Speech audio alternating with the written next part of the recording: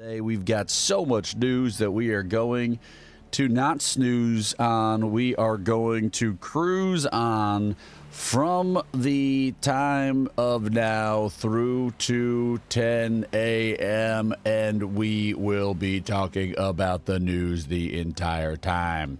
We want to talk about America. We want to talk about information. We want to talk about America's information ecosystem with all of you. 247-365. I leave the stream and I just keep talking. I keep talking to the air. I just keep talking about our information ecosystem at all times. Welcome into the program, everybody. We are going to not dilly. We are going to not dally. We are going to keep a tally of all of the hot news coming at you. Wow, okay, we've already got 5 people in the Substack. Just a reminder to the folks in the Substack that it is better to watch on Twitch and to follow us there. A follow, a like, everything, a subscribe, whatever it is that you want to do. We want you to do it, and actually we're ordering you to do it right now. So go to Public Enlightenment on twitch.tv/Public Enlightenment. We'll find you over there, and we'll have such a good time. So let's get into the friggin' news. Are you kidding my daddy? Here we go. We discovered this piece of information, and we wanted to share this with you and kick off the program because every single day we are talking about the reality that fascism is in America because of propaganda. Fascism does not exist without priggity prisnopaganda. And so when you look at your screen, as you are doing right now, like good little boys and girls and non-binary children, sure. Larger shares of Republicans now say it is probably or definitely true that the COVID-19 vaccine is more deadly than the virus. The question from KFF is, do you think that it is definitely true, probably false, or definitely false that more people have died from COVID-19 vaccines than have died from COVID-19 virus? In June of 23, if you were a Republican, you said that it is probably false or definitely false at a rate of, 74% of you said that, right? Now,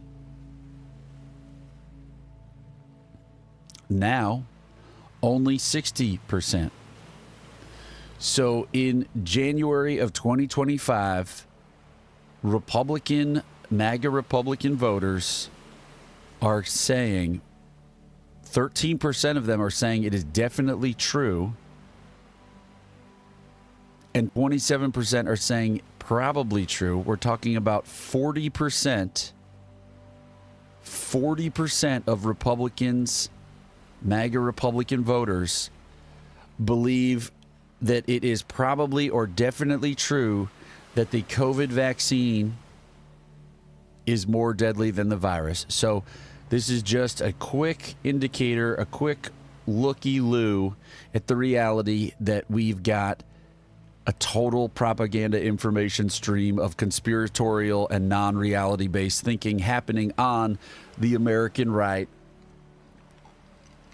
And I do not take pleasure in saying that, we're going toe-to-toe with their MAGA friends and loved ones and neighbors. And when we say toe-to-toe, we don't mean in a belligerent sense because this is a space of light and love. What we mean is we're just tickling each other's toes because we're trying to connect. I stick out my big toe. And I do have abnormally large big toes. It's true.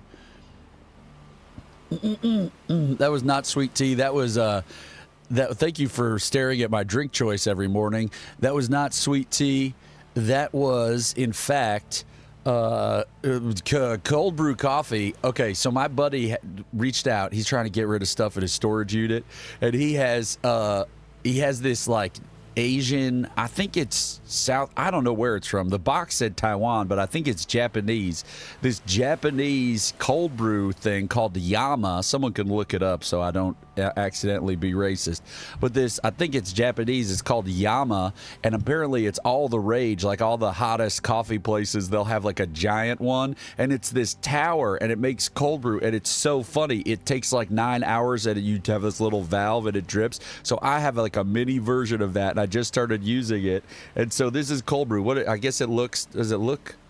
That'd be funny as hell, honestly, if I started my day off with sweet tea. I know that maybe someone who is like this character of Rev Deuce might do that, but I think that's too much sugar in the morning. Yes, Ed. Welcome into all of our viewers. It is so nice to have you here. We are going through the news with Deuce. We are going to go for just an hour today here in this space. And then this afternoon, we will be on TikTok.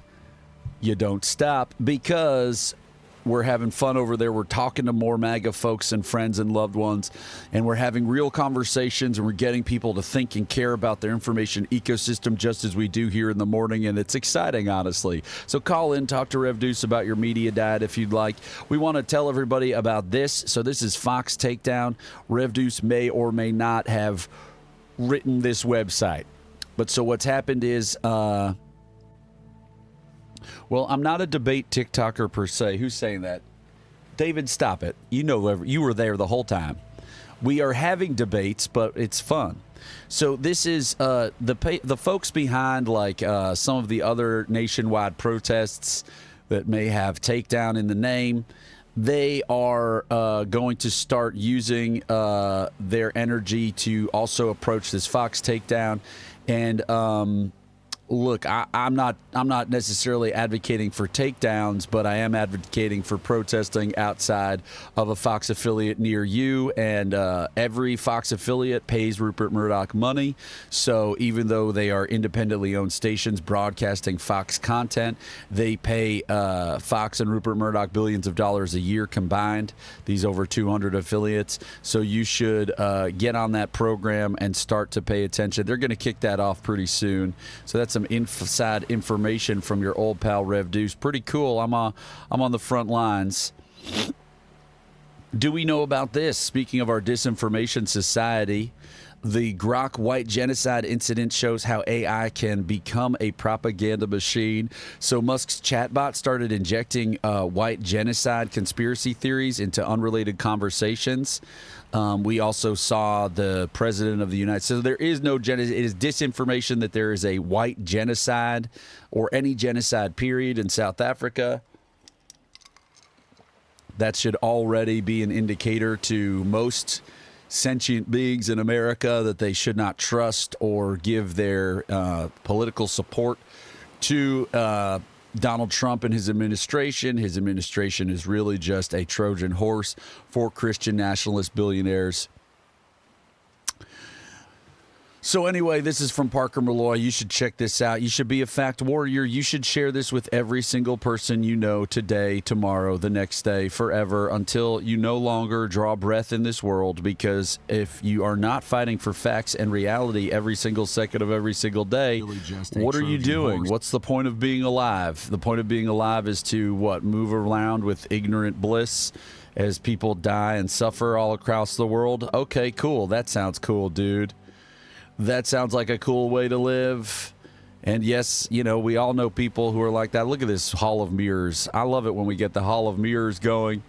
So I put that into the chat, and I'll put that into the chat over here. Go spread fact-based information about the world, especially in the face of disinformation. I'm so sorry I posted that.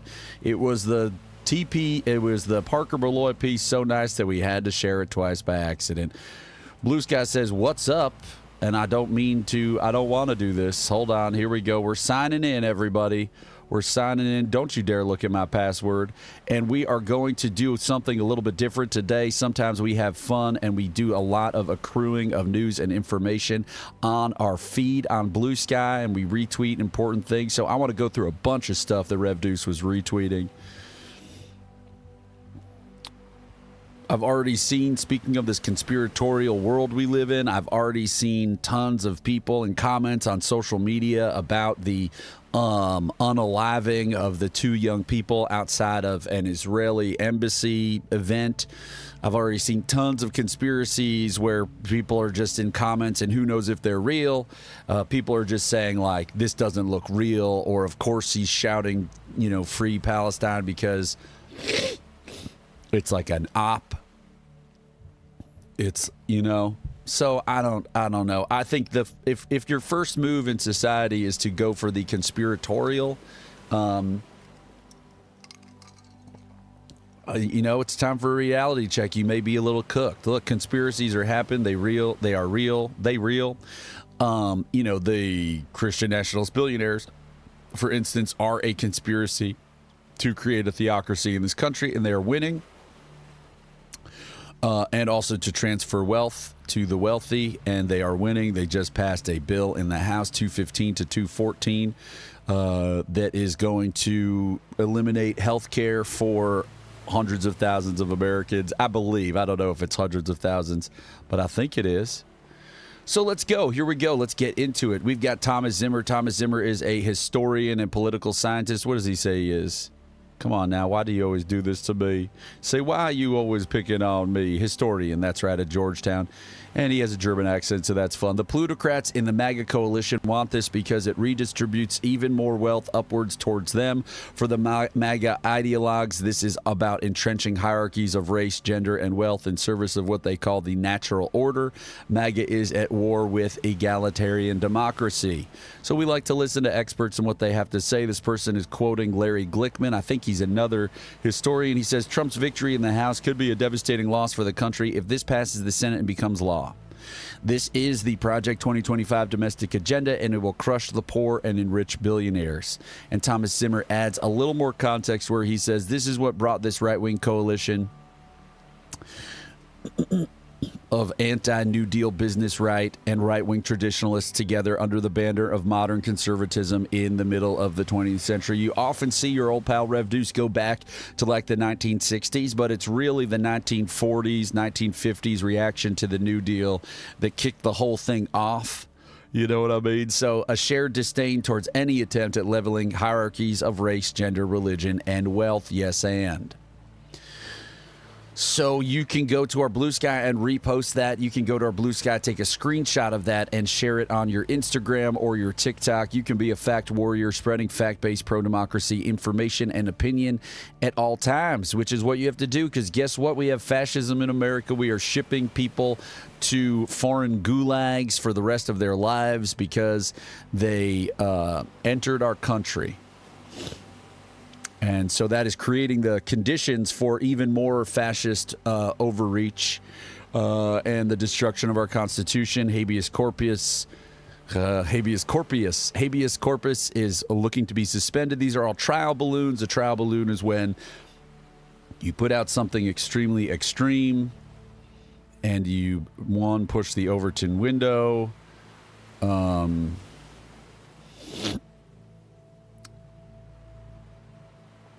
And all that stuff. So, this is Anil Dash. Anil Dash has told me that I'm a POS on the internet before for having a Substack, but whatever.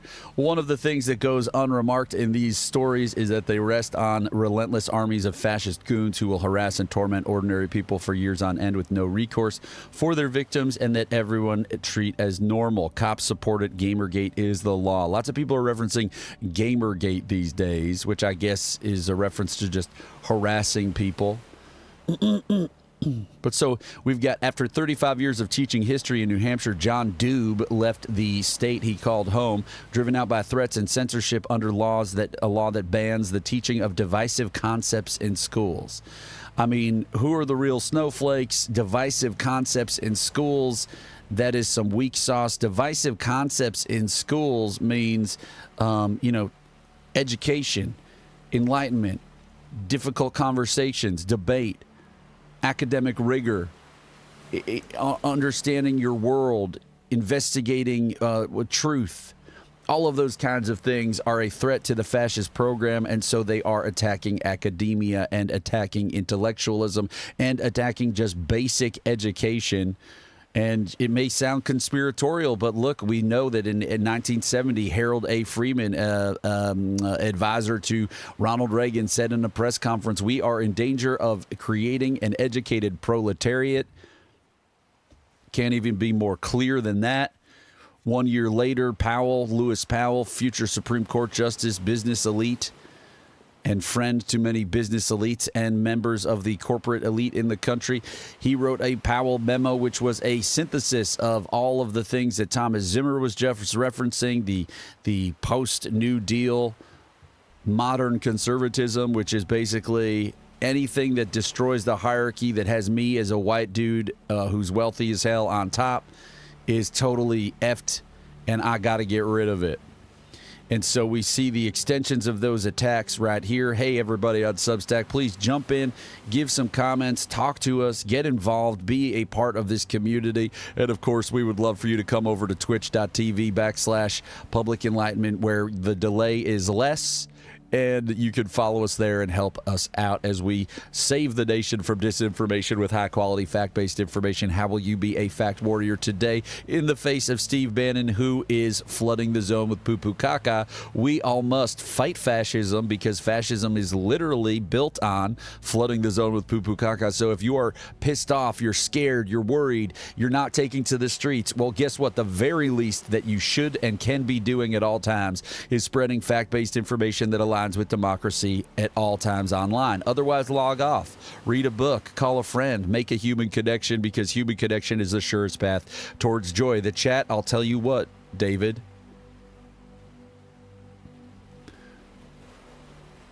Well, David, that's pretty early to get a little lit, but hell yeah.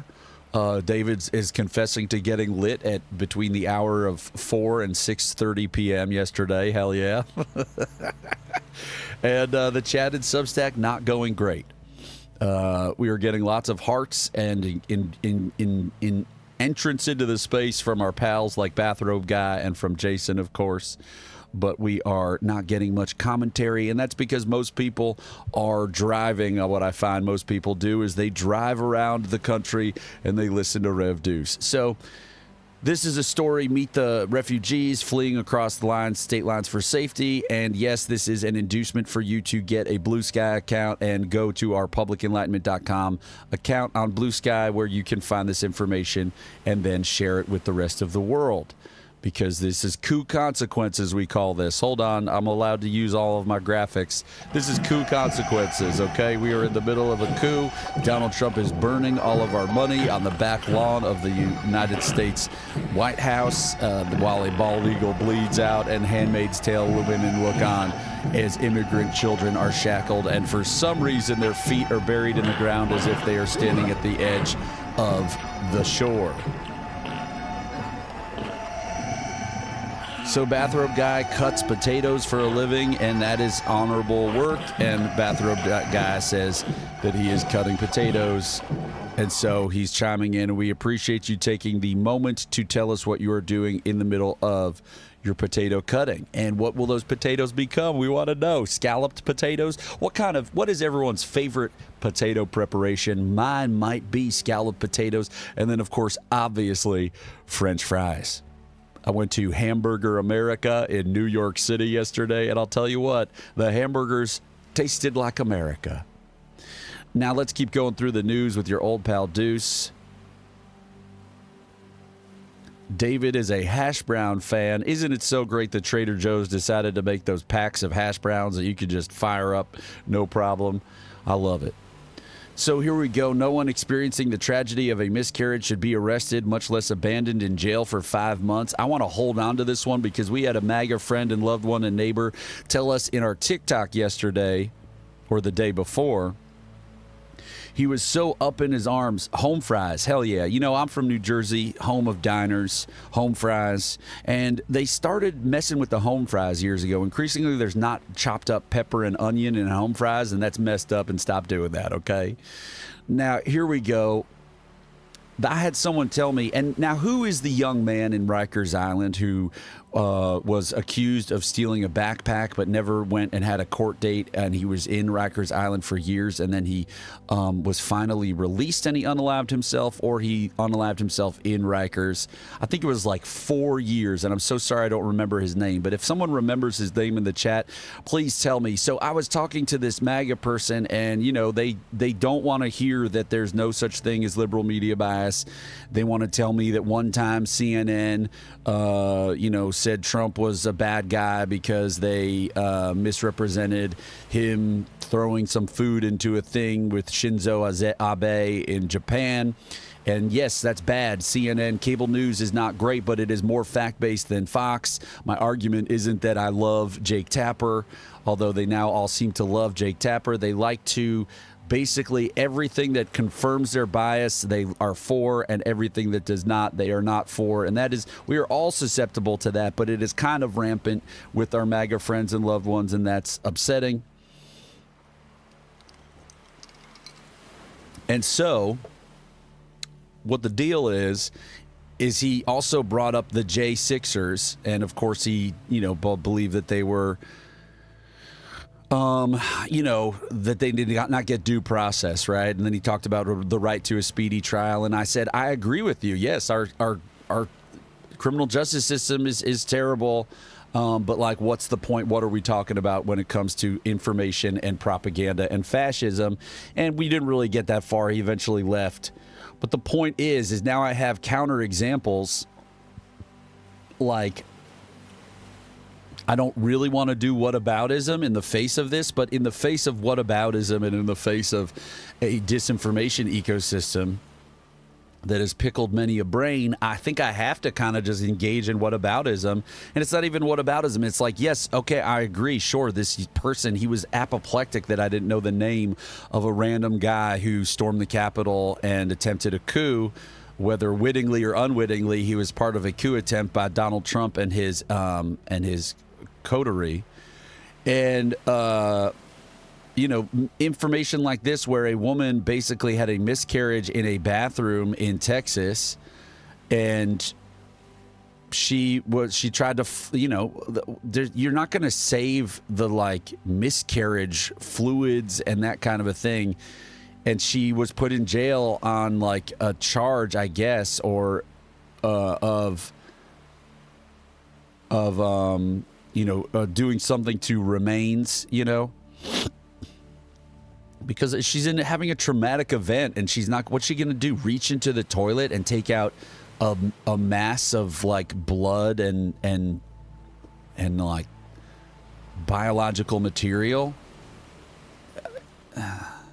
So she spent 5 months in jail with a $100,000 bond. And so let's just watch this video really quickly. Just anyway, because it's also just speaks to the Handmaid's Tale aspects of what's going on. 5 months with a 100. What the heck, man? Hold on, everybody. Sorry, so sorry. A miscarriage is to be arrested and then be put in jail for 5 months with a $100,000 bond. But that is exactly what happened to Mallory Patrice Straight in December of 2024 in Texas. She unfortunately had this miscarriage in the bathroom of a fast food establishment. The employees became concerned that she had been in the bathroom for too long, and they were asking her to leave, but she wasn't leaving. So they called the police, and that's why she got arrested. She was charged, as other women have been, with so-called abuse of a corpse. She had miscarried into the toilet and tried to flush the toilet. Pathology reports would later show the fetus had suffered in utero demise, meaning the fetus had already died before the miscarriage. The district attorney's office finally filed a motion to dismiss the charges against her just last week, and she was released from jail. The criminalization of pregnancy is part and parcel of what happens with abortion bans. It is why we saw Brittany Watts in Ohio get arrested for having a miscarriage in her home after she had been to the hospital multiple times. It's why we saw a woman in Georgia be arrested for having a miscarriage. And it's why Adriana Smith's organs are being maintained by a ventilator and other artificial means, even though she is brain dead, because in the state of Georgia, since her fetus was beyond 6 weeks of gestation when she died, that fetus takes precedent over her and her family's dignity. Also, I learned yesterday from my friend and colleague, Dr. Jennifer Lincoln, that 9 states, you see them listed here, automatically invalidate any advance directives pregnant people may have. It doesn't matter how early in the pregnancy or even if the fetus would survive, but the pregnant person's body can be co-opted against their wishes. As Jessica Valenti has said, we are not moving towards some dystopian nightmare where women are just used as vessels and incubators. We are living that dystopian nightmare right now. The last thing anyone needs when Living they're that having a dystopian miscarriage is nightmare right now. Coup consequences. Coup consequences. Coup consequences. It is all terrible, and we are fighting back every single day. If you are not fighting back, we welcome you into this space of love and support, of joy, where we are telling people how to fight back every single day. We are telling you to go to theblop.org to find a protest near you. Go to Tesla Takedown. Go to, I think they're doing stuff every week. Tesla Takedown is now. So let's keep going through the news with Deuce. Turns out America First is actually South African whites first. Why am I not surprised? We just enjoyed that perspective because it's true. The New York Times posted, again, we have many a critique for our mainstream legacy media and its absolute failure to defend democracy, but at the same time, they also produce good journalism. It's totally demoralizing and also confusing, but we have to stay at least on the fact-based stream, which is everything that is non-MAGA. A new police inspector was transferred after allowing dozens of prospective officers to continue in the hiring process, even though they failed to meet mental health standards set by the department, according to 2 people briefed on the matter. Now, if we have no oversight, right, this is just a broader point, right? Donald Trump got rid of the inspectors general who were not going to do his bidding and be loyal and produce reports like the current Joseph Kafari, who is the DHS Inspector General, who issues reports that can be twisted into propaganda. That's the kind of Inspector General that Donald Trump and his Christian nationalist billionaire backers want. But so this is like, this is obviously Rev Deuce lives in New York City, so he likes to find all pieces of information that undermine the NYPD's reign of terror and attacks and taxpayer abuse. If you don't know what goes on with overtime in New York City and the billions of dollars that New York taxpayers spend on overtime for people to stand around in the subway and look at their phones and not solve crimes, check it out. So this is an interesting perspective, right? This Climate Dad. I don't know much about this account, but I like this perspective. It is based on a report about our chocolate crisis is going to be worsened by the climate breakdown. Oh no, a chocolate crisis. It reminds me of a NATO, whatever his name is, bit about people tell me, NATO, why should I care about politics? And he talks about, well, NATO, why should I care about politics? I'm not currently, breathing the air or drinking the water. I am not a man or a woman or a disabled person or an immigrant or someone who enjoys, goods that will increase in price like chocolate or coffee or wine. And I am not pregnant or currently being shot at. Why do politics have to do anything to do with me? That is my bastardization of his bit, but it is well-written, perfect bit. So the climate crisis is a you and your family won't have enough food crisis, yet the media is reluctant to frame it that way. That's when they mention it at all. So they are mentioning it at all and they're saying, "Oh no, chocolate." Well, guess what? Chocolate is just one of many different crops that are a thing we all call food and sustenance. And now we know that basically half of all food is wasted. Do we look forward to a future where these oligarchs are going to use the AI and their Mars rovers to, streamline the efficiency and get us all the food we need? I don't think so. So it's us versus them. What are you doing to push back against the techno and Christian nationalist fascism? Speaking of Lee Zeldin, this is pencil neck Adam Schiff, who is a reminder, as we are told by Iran, China, Vladimir Putin, and domestic disinformers, that we should have no faith in both parties and never vote and be cynical all the time and hate the Democratic Party. Again, I do not love the Democratic Party, but they are the only viable opposition party. And reminder, Adam Schiff is the one who is introducing a bill into Congress to end Citizens United. So look, like, that would be a self-own if it was just only about corruption all the time for all of these people. That is not true. That is a not true thing about the world. They're all corrupt is not true. Go check out our buddy Nico on TikTok and Instagram, Stocking the Capitol, STOCKING. He rates the financial integrity of all of our Congress members, and that is a window to disabusing you of the notion that everyone is corrupt all the time. That is a unhelpful piece of information and myth that circulates through our society, and foreign adversaries want to circulate that kind of idea through our society. Yes, and this, I would say that this iced coffee is mid. I'm getting used to how to make it, and I'm also not using like primo iced coffee. And what I would also, cold brew. And what I would also say is that it takes a lot of coffee. So it may not be the way for Rev Deuce. It takes a lot of coffee to make this cold brew. So Lee Zeldin, who is oftentimes what Republicans do in the past, and now they do every time, is they put in charge of regulatory agencies meant to protect us. They put in charge enemies of those agencies. Lee Zeldin, former congressperson from New York State.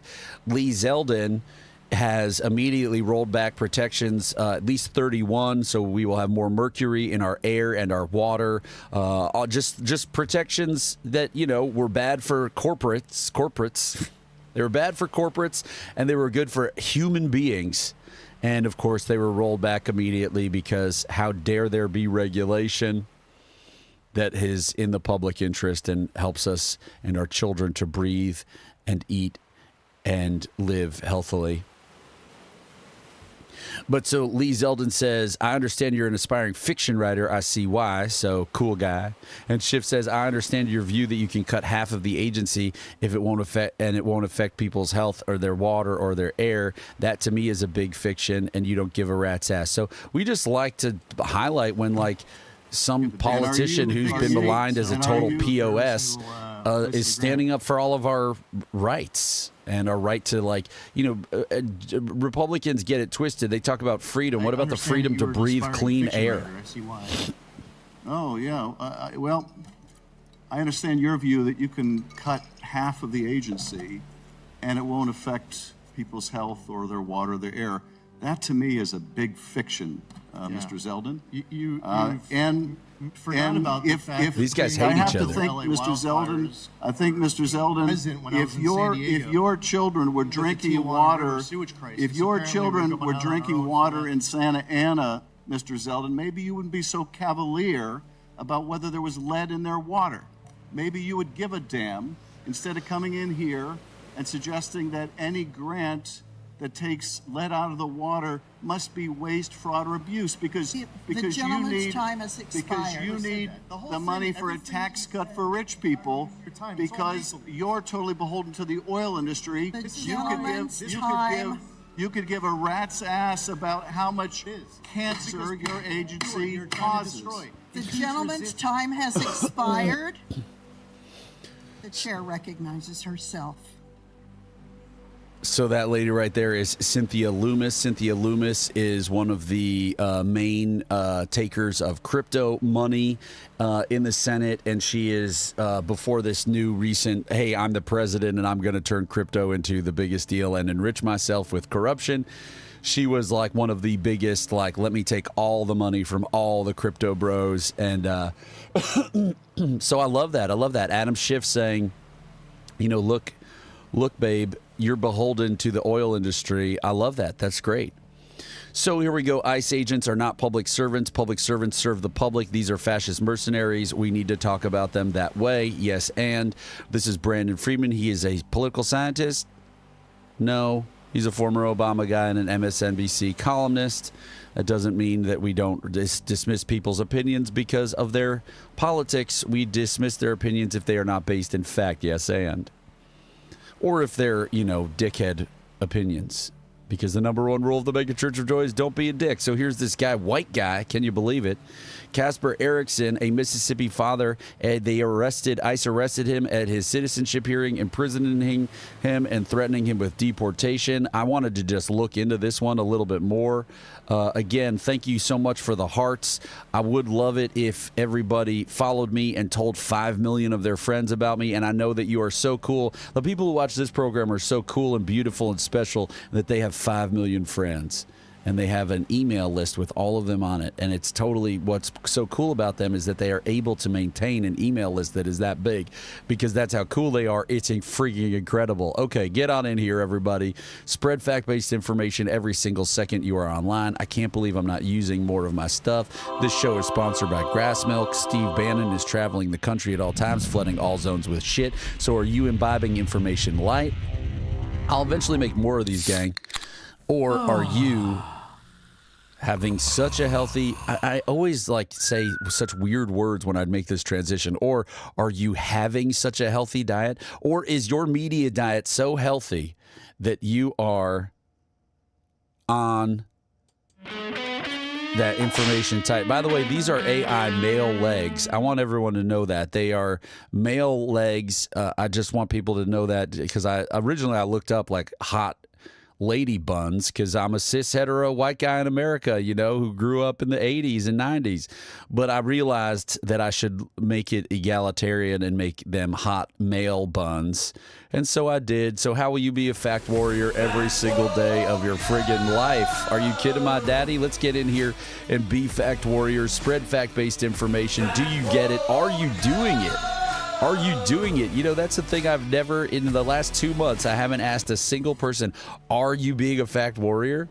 Like, are you doing this? Are you on your Instagram, your Facebook, your TikTok? Are you using the tools that Rev Deuce has given you to be a fact warrior? Let me know in the chats, yes and. Okay, we are in an information war. Are you kidding my daddy? You have to fight as hard as you can every single friggin' day. You have to get on your hands and knees and worship facts like it is a religious imperative, because guess what it is? The religion of being alive and seeking joy, the religion of being a human who breathes healthy air, the religion of being a person who cares about society and your fellow human beings is the religion that we are all in, and it is the religion that you need to be standing up for right now and fighting every single day for. Like a fact warrior, you may be familiar with the idea of the Crusades, which, let's not get into the politics of the Crusades, but they were Christian warriors. Well, guess what? Be a fact warrior in the face of the Christian warrior billionaires who want to establish a theocracy. Yes, and hello. So ICE arrests Mississippi father. Look, they're coming for the whites. Okay, MAGA, they're coming for the whites. That's it. This is the next step. One morning, sitting in an immigration office in Memphis, Casper Erickson, you cannot get more white and European and fantasy MAGA than this. Only a day before, he was a welding foreman, a husband and a father of 4. Now he was a detainee, bound and shackled. So, okay, we respect the Mississippi Free Press. It's a great outlet, but get to the friggin' point. Some clerical error that could be unmade. This is what he was thinking, but no.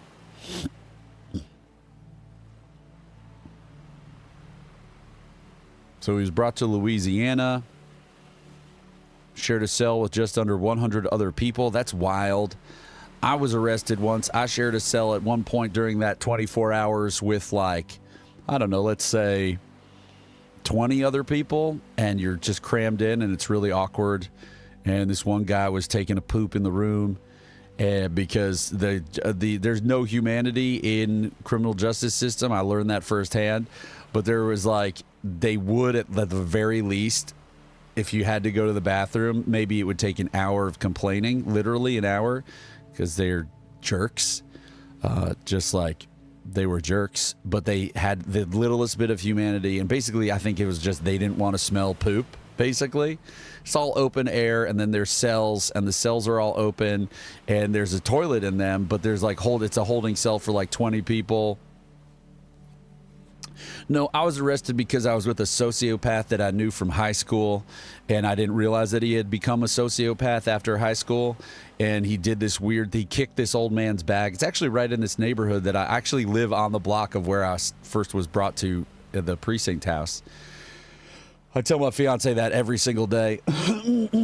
She's so tired of hearing it. I go, I was arrested once and I was in there.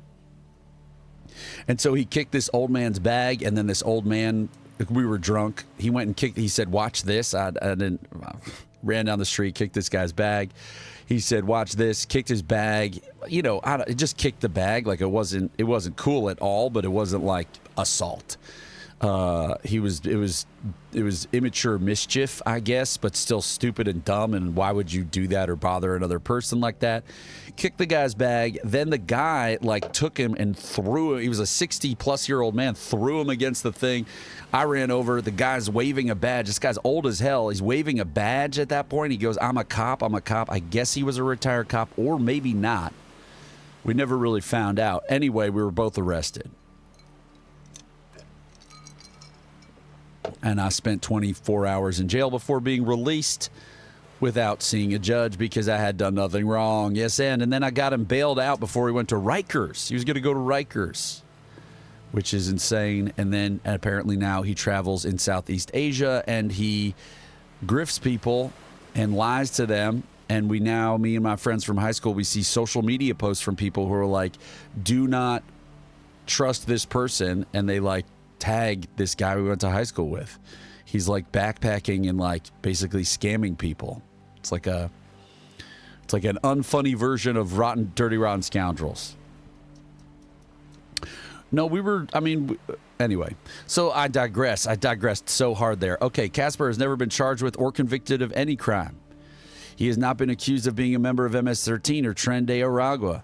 What led to Rip Casper out of the arms of his family was, to the best of his knowledge, a single document, appropriately clinical. A petition to remove conditions on residence was just one of the endless documents he needed on his decade-plus journey to be American citizenship.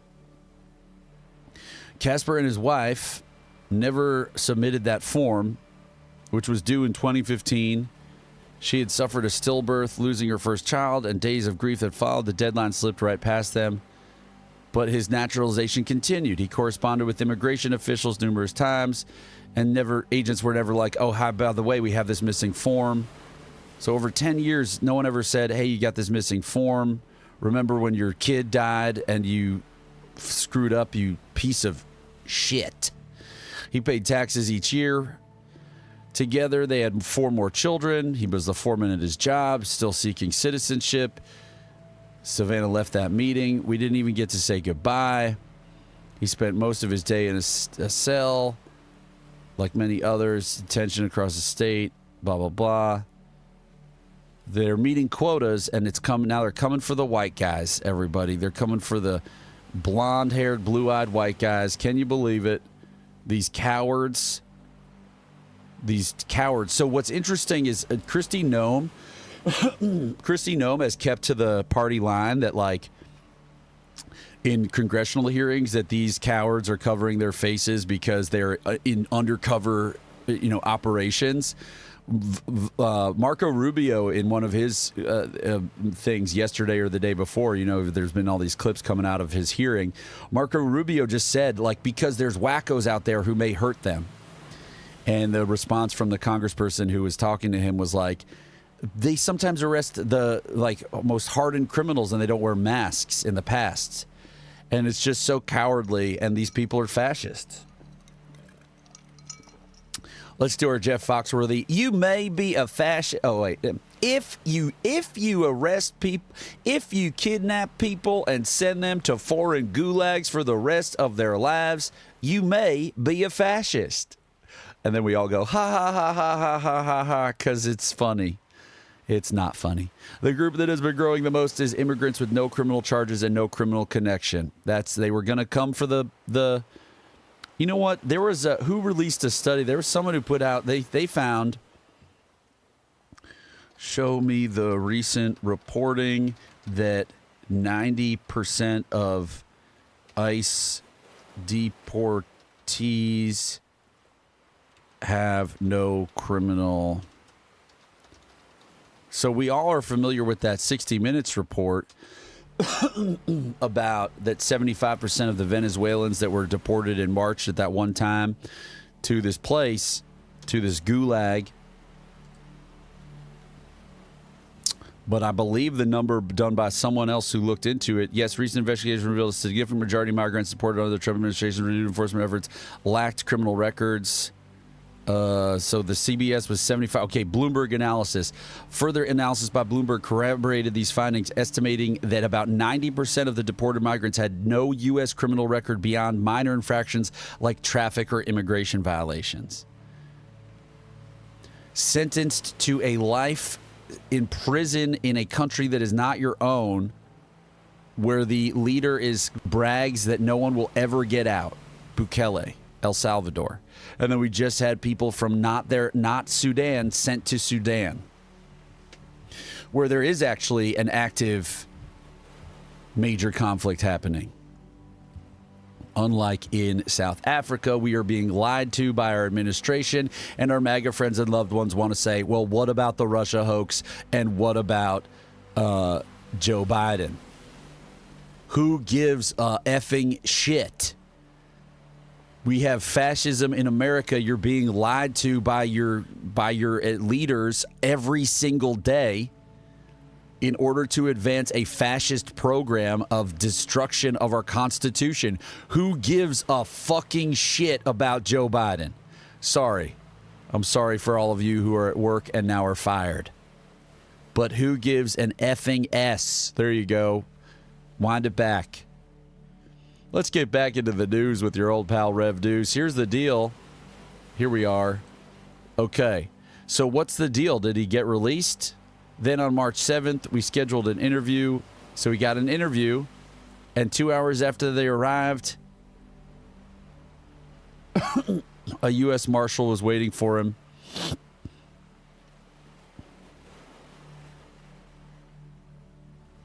So he said that the case manager and the U.S. Marshal had a little bit of humanity. Thank you, everyone, for watching. How can you support Rev Deuce? How can you tell other people about this program? And how can you give me all of your money? Jason says in the Substack, pain is the purpose. These people are destroying everything. Yes, and. And Bogo's Binted, what's up? So sorry that you got... So sorry you got stopped from sending a long message, but I want to hear what you have to say, especially since you are a new person to the space. I can't see from my multi-streaming platform how many people are in here and who they are and where they are. So that's stupid and dumb. But Bogo's Binted, we would love to hear what you have to say. And also, you can call into the program. The number's right there on the screen. We would love to hear what you have to say. This is a place where no matter if you are MAGA or non-MAGA, we want to talk to you. We want to hear your ideas. We want to understand where you're coming from. And we want to talk to you about bathrobe guy. I don't agree with sending illegal immigrants to third countries they're not from. But do they need to have committed a violent crime to deport them? No, Bogo's Binted. But so, entering a country legally should be enough grounds for deportation. No. Yes, Bogo's Binted. That is how it has gone. And there's plenty of people who, don't like anyone being deported. I don't really think too much about it. I'm so focused on our information ecosystem. Yeah, okay, if you come into the country illegally, you should be deported, right? That's not what's happening, though. And we're being lied to. They're willing to tell lies in order to get people on board with their program of doing things that are unconstitutional and doing things that are not deportation, right? They're not deporting these people. Deporting would mean what, right? It would mean going back to your country where you're then able to, do whatever you want, right? Most of the time when you are deported back to your country, your home country doesn't put you in prison. There's no reason to. That's not how things work in society. You haven't committed a crime in your home country. You may be scared to be back there because you may have legitimately sought asylum. It is absurd that the case is that the majority of people coming over here are, trying to do crime and they're violent criminals. Most people, we have climate crisis, we have authoritarianism, we have crackdowns, we have violence, we have gang violence in countries all over the world. And so people are fleeing those conditions and coming here. And if they do it illegally, okay, great. Let's deport them if that's what we all want to do and we decide as a nation with the people that we vote for. But they are not being deported, right, Bogos? They are being sent to a country that is not their home country, and they are being put into a prison for the rest of their life. There's nothing to indicate that they won't be there for the rest of their life. The person in charge of that prison, the president of El Salvador, where Venezuelans and people who are from countries that are not El Salvador are being sent. 90% of them. Donald Trump promised he was going to go after all the violent criminals first. Well, okay, and then what's next? Then it's the nonviolent brown people. And then it's the nonviolent white, blue-eyed Nordic people. And then who's next? The trans people. And then who's next? The disfavored, the radical leftist, extremist, communist college students who exercise their free speech. And then who's next? So we already have fascism. A reminder that the concentration camps that the Nazis used were not, many of them were not in Germany. So we are taking the disfavored, and yes, right now, mostly that is non-U.S. citizens. It has also been U.S. citizens, and our lying and corrupt and propaganda government is saying, well, they were just going back with their mother who is not a U.S. citizen. The distinction does not matter. U.S. citizens with cancer, children are being deported. And that's really being exiled. If you are a 4-year-old U.S. citizen with cancer and you are being brought to a country that is not your own, that is being called exiled. So, Bogos Blinted, what's up? What do you think about all that? We'd love to understand what the deal is. And we'd love for you to call into the program. We have about another 20 minutes or so. Well, that's not true. We should technically have less, but we're having a fun time. So Bathrobe Guy says, LOL, it is slow right now. Half the kitchen is watching with me. Hell yeah. Hey, kitchen, what's going on? How are you? What is your deal? What is your background? What is your media diet? What do you all listen to on the radio during your shift? I would love to know. Always want to know what's going on in the kitchen. I have a history of service jobs, and I did not enjoy my time in service jobs, but I enjoyed the people and the camaraderie. So ICE whisked him away to a holding facility in Memphis. We're still thinking this is one of those situations like where he got picked up, and now we're going to go to court to bond him out and go home, she said, like it was a DUI, said his wife. Now, she's American as hell. She's like talking about bonding and DUIs, and that sounds very heartland. So no one is capable like him. This is okay, now we're humanizing him. How dare they? He is a Mississippi father. He is a Maryland father. He is a Mississippi father. How dare the media? Now, when are they going to start saying, how dare the media call him a Mississippi father, right, in their propaganda campaign?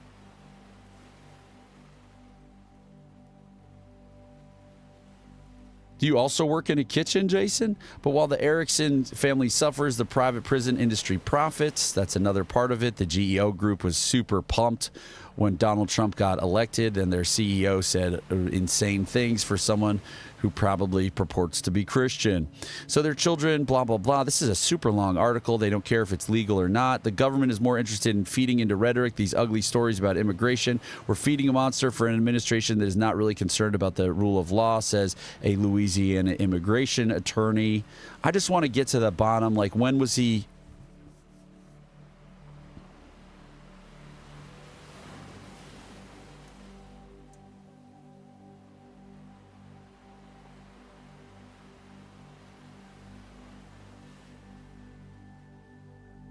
What is this? This article is too long, honestly. So Mississippi Free Press reached out to ICE.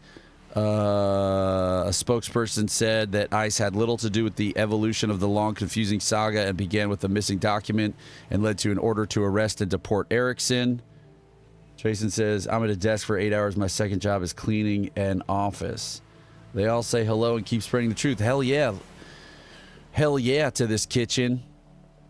So all I know is that once there's a final removal order issued and we get it, then you go on the list of folks to have a final order. That's part of it. Can we get to the frigging conclusion? Everyone's breath is bated. What is the deal? Let's go. Where it happened? The administration. This is like a New Yorker level of article length. Geez Louise. Okay, he has a preliminary hearing set for next week.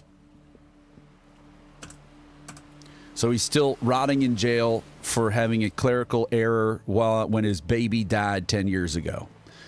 Cool. MAGA, they are coming for the white, blue-eyed people. Are you freaking out yet? Informational edging. David, you are a maniac.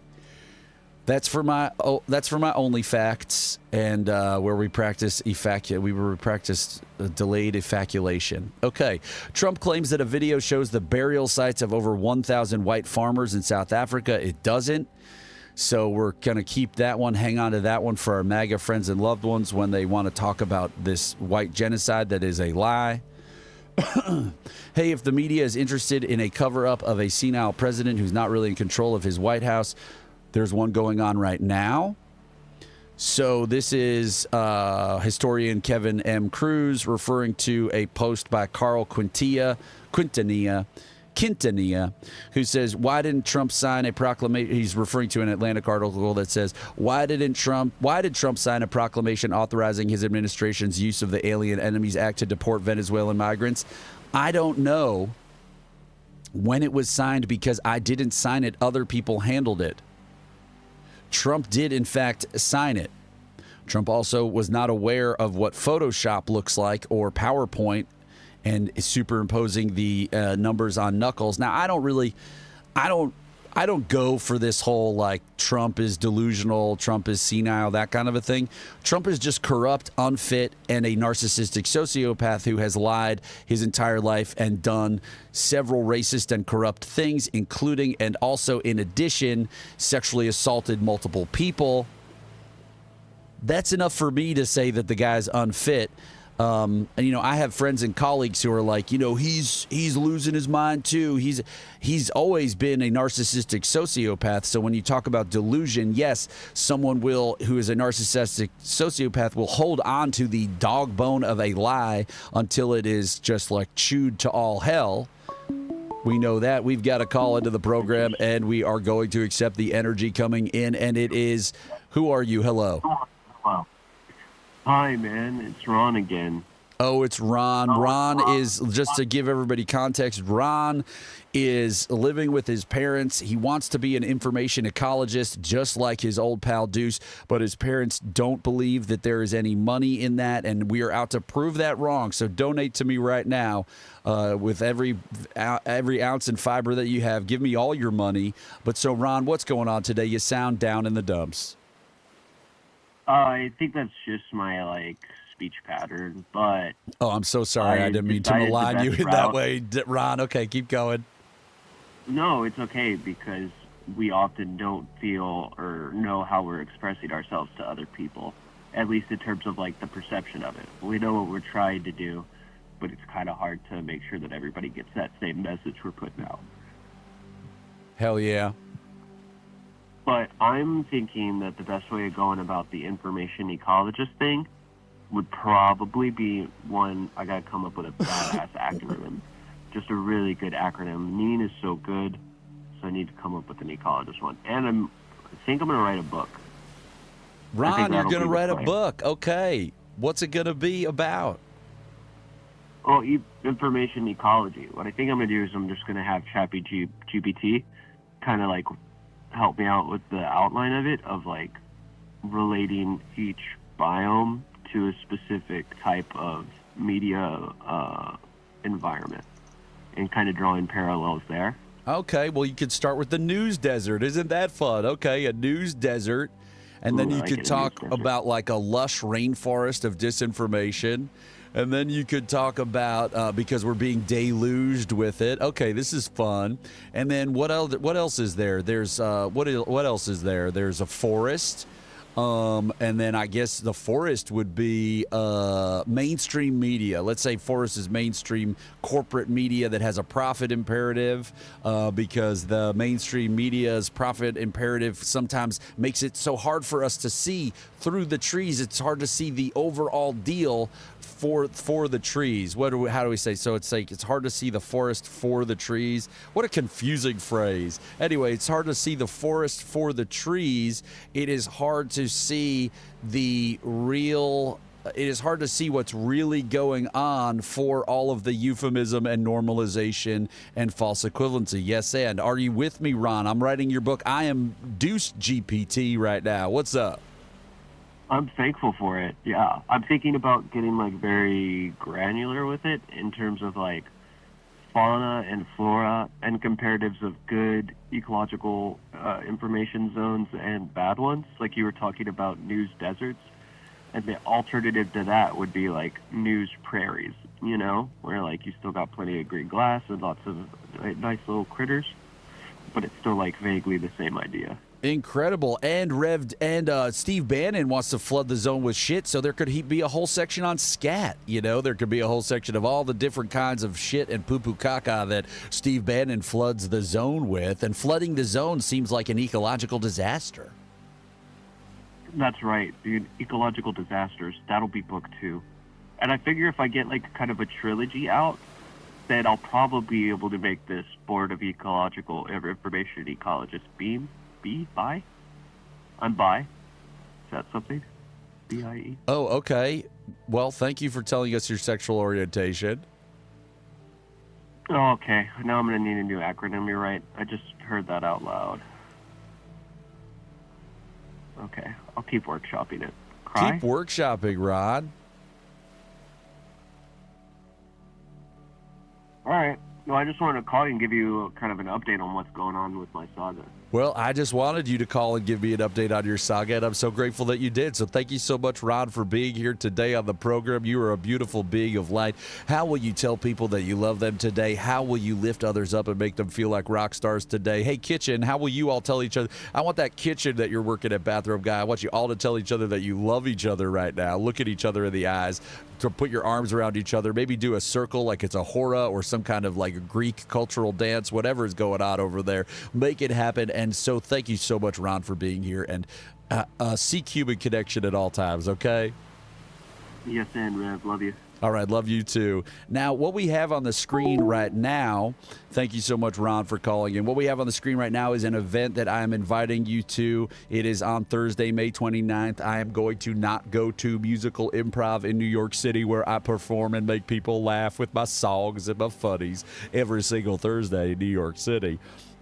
But we have an event with the Media and Democracy Project on Thursday, May 29th. It is The Power of Editorial Cartoonists for Democracy. Ann Telnays wrote, she created this cartoon that you see on the right. And then it was censored at the Washington Post because, you know, currently at the time, Jeff Bezos was trying to further alter his paper in order to show Donald Trump that he loved him and that he wanted him to give him the contracts instead of Donald Trump's other lover, Elon Musk. And so these guys are all just S-ing each other's D's and giving them money. And that's not bad, but that's what they're doing. And so they are, and then you got Disney laying prostrate there. And so I'm feeling remiss about the S&D's comment I just made. Anyway, so join May 29th at 8 p.m. And the link is right here. You can follow that link, tiny.cc/T. I guess the capitals matter in Tiny CC's. Capital TELNAES, or you can just go like straight to Mobilize, or you can go to the mediaanddemocracyproject.org and you can go on events. All of those are ways to find that event, and we would love for you to do that. Yes. And now, oh my God, it's a Turkish restaurant, Hocha Bey. Hocha Bey. It is a Turkish restaurant. I had a Turkish ancestry freshman roommate. He was incredible at the darbuka. We used to play hand drums all the time, like really, truly professional level darbuka player. And he tried to get me to be able to get that boom hit, and I could never really do it. And he was an incredible hand drummer. He would sometimes go downtown from Columbia and play at Mogador, which was and I think still is, a East Village Turkish restaurant. So shout out to all those Turks there. I would love to be sipping on some Turkish coffee right now. And hell yeah to that kitchen. And he used to say, I think I was playing chess at one point in our dorm room, and he said that I should name myself Hocha Bey, or someone I was playing was named Hocha Bey, which I believe means like royalty or prince or something like that. Yes, and okay. And how do they feel about Erdogan? Are they allowed to talk about it? Okay, great. So that wraps up what we were going to do with that. And then I quickly want to go over to my TikTok, where I've found and saved a lot of videos. And I also started to organize my videos into collections, but who could even be bothered to find where the hell that is right now on here? But so I wanted to show you all a bunch of... Oh, Nikes. Oh, okay, interesting. Where my van is being stored is calling me, and that put a little flutter in my heart. Now repost. Something went wrong? Damn right. Something went wrong. Here we go. There's lots of videos to check out. Now look at this, okay? This is so friggin' bizarre. I saved so many videos yesterday. Holy shit. Okay. This is Donald Trump. This is so bizarre, everyone. Donald Trump lowered the lights. After viewing a thing where thousands of people are dead, I'm sorry I don't have a plane to give you. I wish you did. Whoa, incredible. I'm sorry I don't have a plane to give you. Incredible. I'm sorry I don't have a plane to give you. I wish you did. I would take it. If your country offered the United States Air Force a plane, I would take it. Okay. But coming back to this issue, which I really would like us to talk about, and we'll talk about it very calmly. We will talk about it seriously. Whenever there are problems, people need to sit down around the table and talk about it. And this is precisely what we would also like to talk about, including, of course, trade matters, investment matters. So the issues that concern you as the United States, Those are all deaths. yeah, in many ways, I mean, one I know it is. I can't do anything about it. I was trying to turn down the organs and the beach sounds. But so what's basically happening is that Donald Trump is right here. He's handing him a bunch of... This is how disgusting the current administration is. He's handing this guy... Okay, so there is a major crime problem in South Africa. I'm hopefully going to find this clip where a wealthy white guy in South Africa who's there in this meeting, who also is Bogos Blinted. Thanks for being here. Would you mind giving us a follow? Are you enjoying the program? You're still here, so if you could follow us, that would be incredible. And if you could tell 5 million people about this show, that would also be incredible. But so Donald Trump right here is about to hand the president of South Africa a bunch of articles that were printed out that are being used as evidence of this white genocide. The thing is that the reality is that farm murders, as they call them, happen to all manner of people, and they are based on gang activity, and it is not. There is rampant crime that affects all people, black, white, any kind of person in South Africa. It's a big problem. But it is not a white genocide, and Donald Trump and his apparatchiks are, basically what happens. It's the same thing as in America. We have a right-wing disinformation and propaganda ecosystem, and he's showing him articles from similar outlets and similar things. And a bunch of these articles that Donald Trump, people zoomed in their cameras, they don't even have to do with quote-unquote evidence of white genocide. So he's handing him this. What's he going to do with it? Is he just going to put it on the table?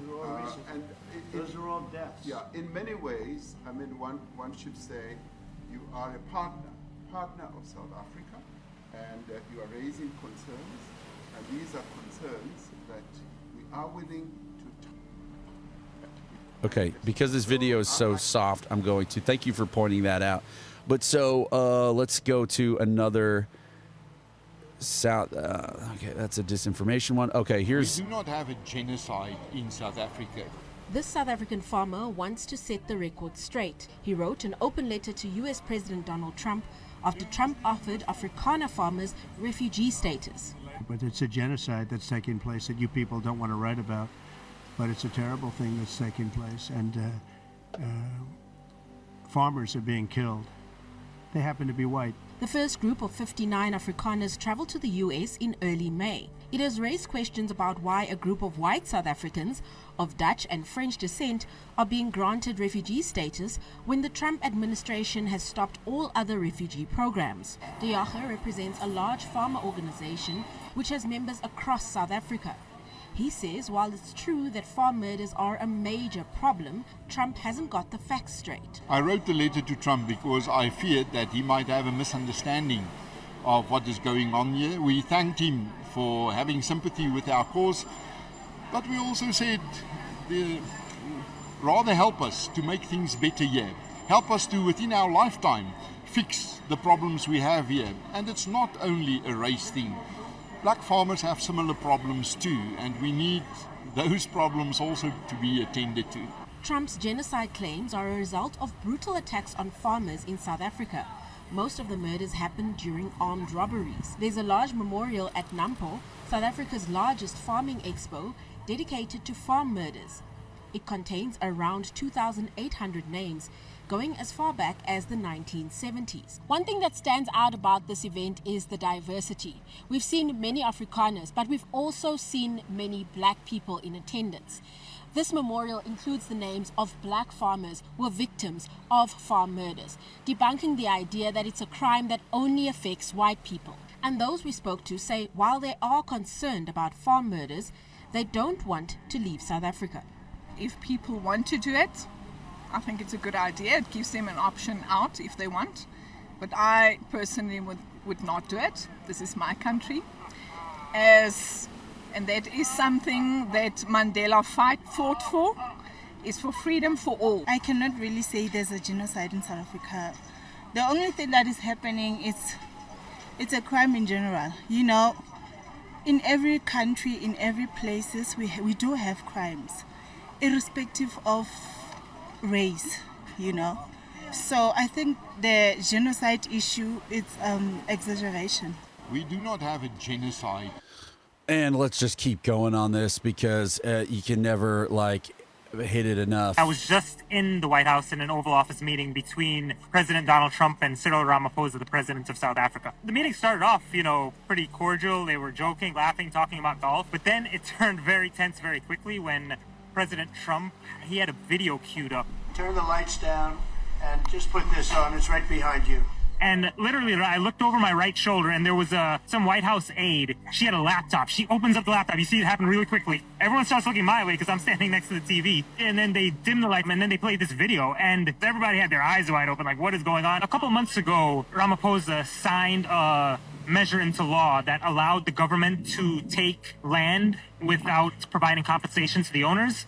President Trump went ahead to make a statement basically saying that the South African government is confiscating land and they're doing terrible things. This really picked up on a theme that Trump had started in his first term when he also tweeted out that white farmers were having their land seized and that there were mass killings of white people, both of which are untrue. Cyril Ramaphosa, he had been wanting to sit down with Trump to try and clear the air and refocus the relationship because he really wanted to focus on trade. He wanted to focus on economic partnerships. They had prepared for it to go bad, but they couldn't have imagined that this would have happened. The South African delegation was very uncomfortable, right? They were squirming. You had Ramaphosa who had seemed like he wanted to roll his eyes.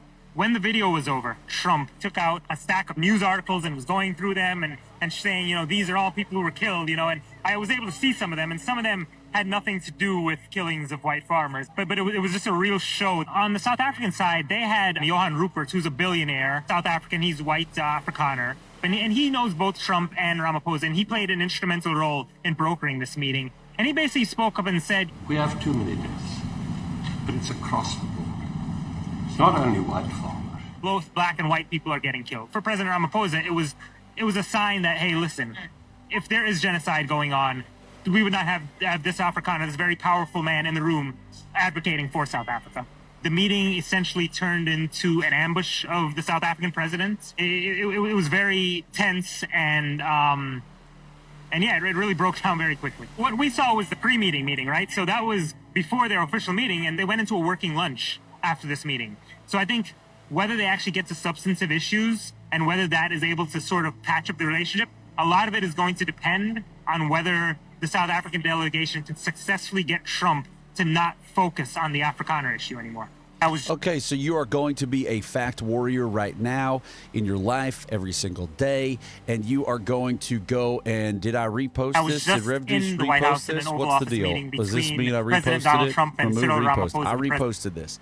Okay, you are going to go to Rev Deuce's TikTok and you are going to repost this to push back on the lies and disinformation about this being a white genocide. It is a lie. Your government officials are lying to you in order to literally allow the only refugees into the country to be white people.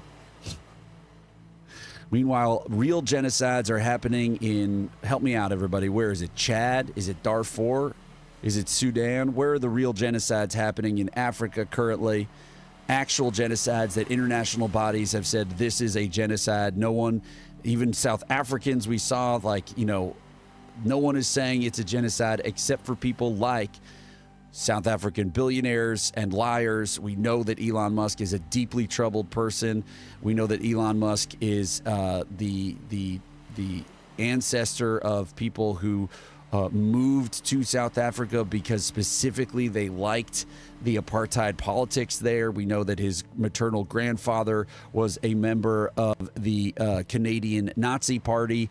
We know the reality of why someone, it doesn't mean everyone is their father or their grandfather, but obviously Elon Musk is a racist who does not like black people and is talking to Donald Trump about how they can do this program to bring in only white South Afrikaners who are not even necessarily farmers. Momro, it all is a conspiracy to advance the agenda of the Christian nationalist billionaires, and now, in the last few years, the techno-fascist billionaires as well, and we can get into that if you want me to explain that further. I've written about that on publicenlightenment.com, yes and. So we're so grateful for Bogo's Blinted.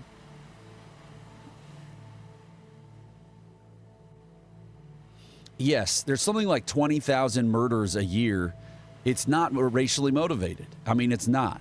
But these guys are lying and saying it is so that they can make it so that the only refugees, all other refugees are now currently not allowed to apply for asylum in the United States. I don't know if you knew that. Refugees of genocides, refugees of countries where basically it's not white people.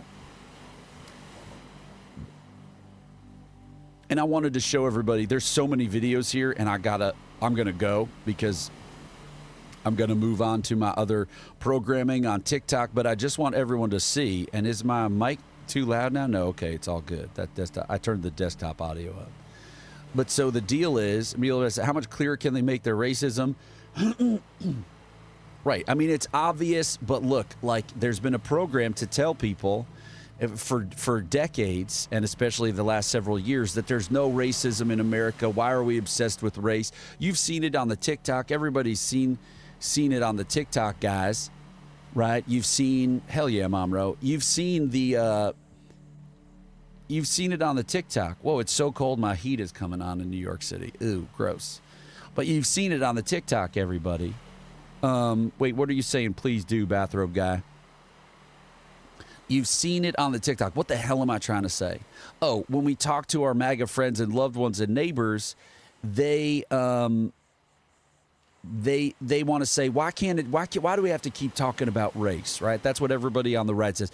Why? And even centrists, people who identify as independents or centrists, they go, why does it always have to be about race? Well, the reason that it has to be about race is because the racism is still rampant. That the Christian nationalist billionaire program starting in the 1970s was born of, they didn't like that the government was saying your private universities can't be segregated anymore. Bob Jones University, look it up. You know what I mean? So it's still racism. Ronald Reagan was racist. He called a bunch of people he saw in South Africa, I think, when apartheid was ending there.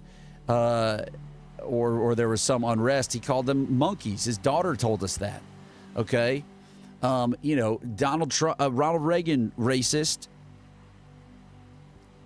The whole program, this current, the whole thing. Read some books, guys, about the voucher movement, and many people who are smart people talk about it as being an effort at resegregation. Look, you may think like, well, that's impossible. Society isn't going that way. Well, guess what? A bunch of rich dickheads want society to go that way. I know that seems crazy. Like, what? No, I'm not racist.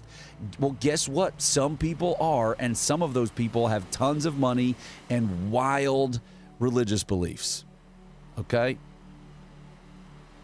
So that's the deal. Continue on the subject. Okay, well, I mean, I think we covered that subject pretty well. Now, has everyone seen the reality of, like, this guy?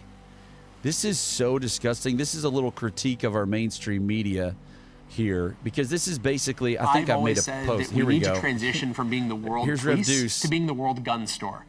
Do we want to? Okay, what a nightmare. Window into critique of corporate media. These are weapons to kill human beings. This plays and sounds like an ad for the defense industry and endless war journalism. So look, 60 Minutes, they do some great stuff. This is why our information ecosystem is so wild. 60 Minutes, they were the first people to go and investigate and find that 75% of the Venezuelans who were shipped to a foreign nation to live the rest of their lives in a prison, when they had committed no other crime other than entering our country, they are now living in a foreign prison for the rest of their lives. So CBS, 60 Minutes, did some great reporting. Now, look at this. But they love to do some advertisements for arms dealers. Be the world's gun store? I think so. I think we have to. Says the guy who sells weapons. See, I agree it sounds self-fulfilling. But you have to remember, I also got into this industry because I believed that. Palmer Luckey isn't your typical defense industry executive. His daily uniform, flip-flops and a Hawaiian shirt, is more suited for Margaritaville than the military. Let's make jokes about an arms billionaire dealer. is the founder of Anduril, whose line of American-made autonomous weapons looks like it came straight out of a sci-fi movie, and whose slick marketing videos wouldn't be out of place in one. Let's demo the product for everyone. A twin turbo jet-powered drone interceptor that can take off, identify, and strike. There's no human in that plane. If it doesn't find a target, it can land and try again. Its targets could be a school of children. Who cares? Anduril also makes headsets, which allow soldiers to see 360 degrees in combat. And there's this. It's an electromagnetic warfare system that can be programmed to jam enemy systems, knocking out drone swarms. It's What not else some can it do? futuristic fantasy. Anduril systems are already being used by the U.S. military and in the war in Ukraine. I've always said that we need to transition from being the world police. This guy needs to go to therapy. Here's another video. The war games say we're going to run out of munitions in 8 days in a fight with China. If we have to fight Iran and China and Russia all at the same time, we are screwed. If we go to war, right? Yep. Your version of what Anduril's place is in a conflict. Yep. How do you view it?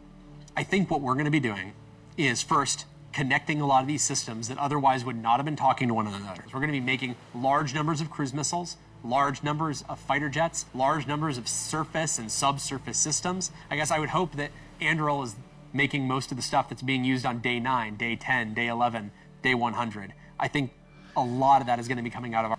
So, Bogos, my position is that that's great. Okay, great. I hear you. But we don't need ads for it on our mainstream media.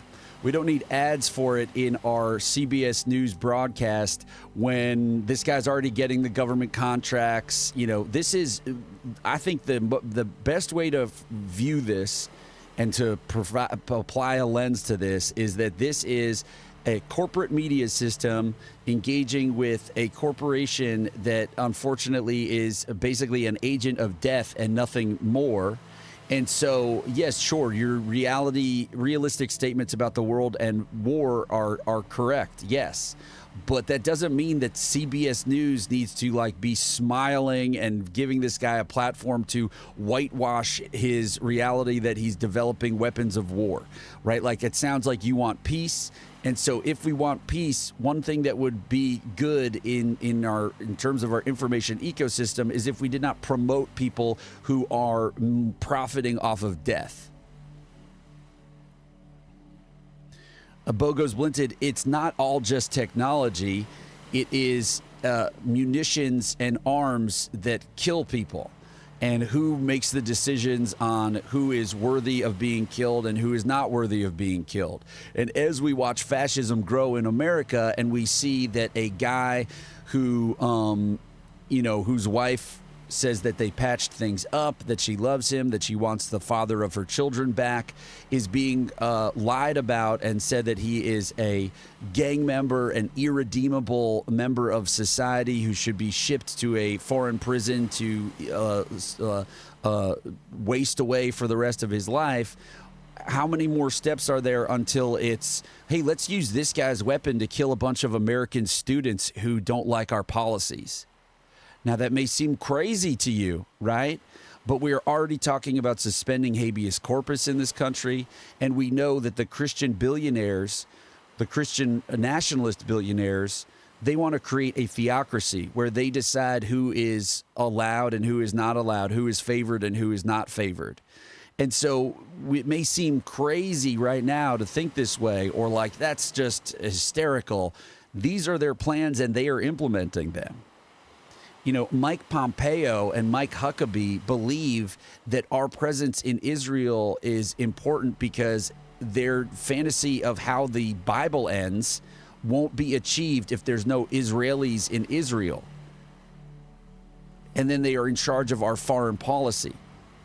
So they are eradicating human beings in a portion of the world using weapons like this, because they just decide that Palestinians shouldn't exist because they want to live out their fantasy that Jesus will come from the sky and judge all of us in the final rapture. So that's where my perspective is on it. So you said, if you think about it, the atomic bomb helped bring about peace by ending the war with Japan. Well, that is one interpretation. I was a U.S. history major. That is what was told to me, was that the conventional wisdom was that if we did not drop those bombs on civilians and murder them, that Japan would never have quit because they had a nihilistic kamikaze approach to the war and honor, and they would never have quit. Well, okay. I mean, I think it's possible that we had basically finished the war in so many ways, and they were saying, oh, we will save more U.S. service members if we just, kill hundreds of thousands of Japanese. Okay, sure. It was a different time. There was a different mindset about other people. There was a different mindset about whether or not we are all connected as humans in this world. But so that's where I'm coming from. So, right, like where do we draw the line? And so if we understand that anyone can decide for any kind of their own personal reasons, like that Jews have to be in Israel for Jesus to come from the sky and judge us in the final day of rapture, and then these weapons are being used to achieve that goal, then we should be wary of any time we are boosting and advertising this kind of a thing on television to a mass market audience. So that's where I come from, and I'm grateful for hearing your ideas, and I'm glad that you raised your ideas, and those are my ideas, and I hope that, you got something from listening to them. They're just my ideas. And you are a person and a human being with your ideas. But this is the way that I look at it, and you asked it, so I hope that it's okay that I spoke that way about it. So that's the deal with that. What time is it? I'm having so much fun with everybody here, and I'm so grateful for you all, and hi to the toddlers in the audience. Says it doesn't have to do with morality or advancing science. As long as war exists, we need weapons. Simple as that. South Korea makes a lot of the world's military weapons, is not all about big evil America. We will follow to TikTok, says David. Yeah, Bogos, sure. But what about what I said? I guess you're talking to David. I believe you guys were talking about morality in the chat. But so my point, what we talk about is our information ecosystem here. And so my point is like CBS this guy's already getting the government contracts. We already have the weapons. I appreciate your view that as long as war exists, we need weapons. Got it. For sure. But so I'm just talking about our information ecosystem and how 60 Minutes did a big ad for this guy, and now everyone is doing big ads for this guy. This is some show, right? Boys. So again, I hear you, but this guy makes weapons to kill people. He could have chosen any other path in life. You said he was working on VR technology. Okay, could have kept working on that. But he said, I'm going to make weapons that kill people. Okay, great. You say we have wars, so we need them. That's a perspective. Great. It doesn't change the fact that you can make choices in your life and in your world. I don't know if you are an arms dealer. Maybe you're an arms dealer, and that's where your perspective is coming from. And so if that's the deal, that's your deal. Well, David also is a gun enthusiast, so y'all can commiserate about that.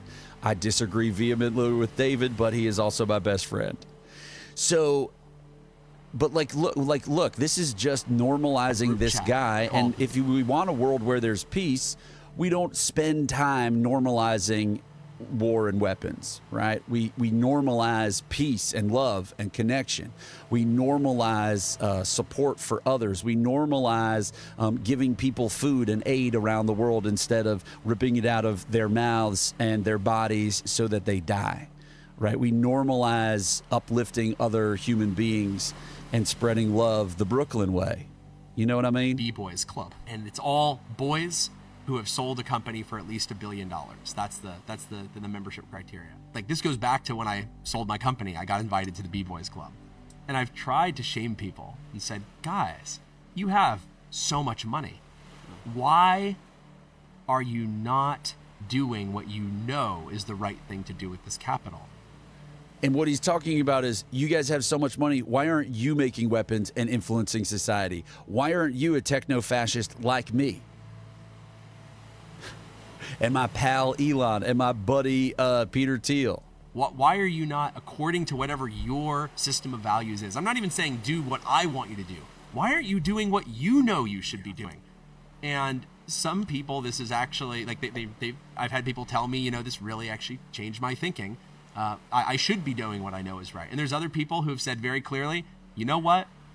Racing old vintage race cars is extremely fun, Palmer. I've paid my dues.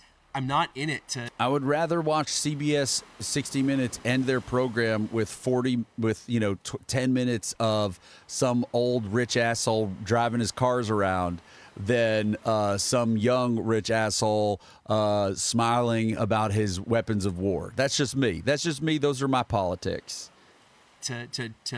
To stress like I used to when I started my company. My point to them is, are you going to be Batman, or are you going to be you?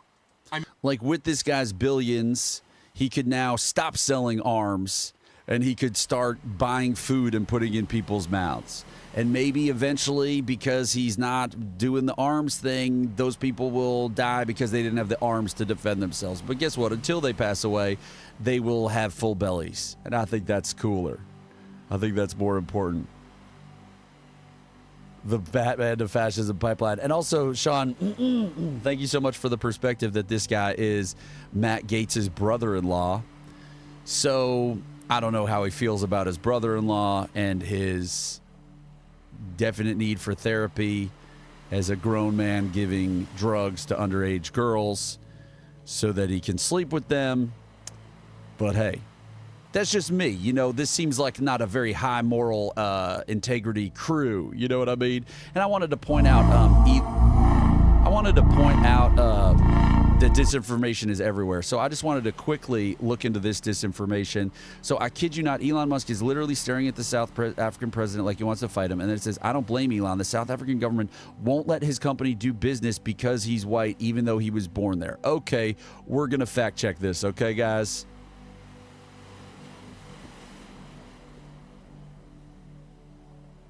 Okay, David, hell yeah. So David can even go back against his own.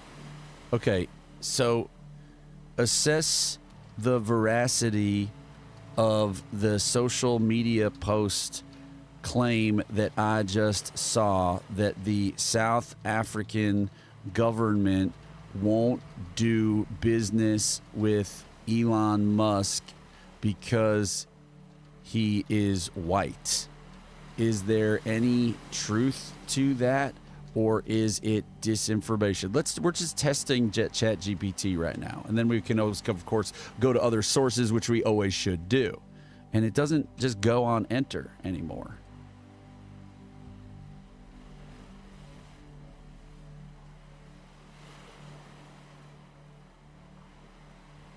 Hell yeah, bathrobe guy. Okay, Elon Musk has publicly asserted that Starlink was barred from operating in South Africa due to his race, stating that he's not allowed to operate in South Africa because he's not black. This is Reuters. What are the other sources?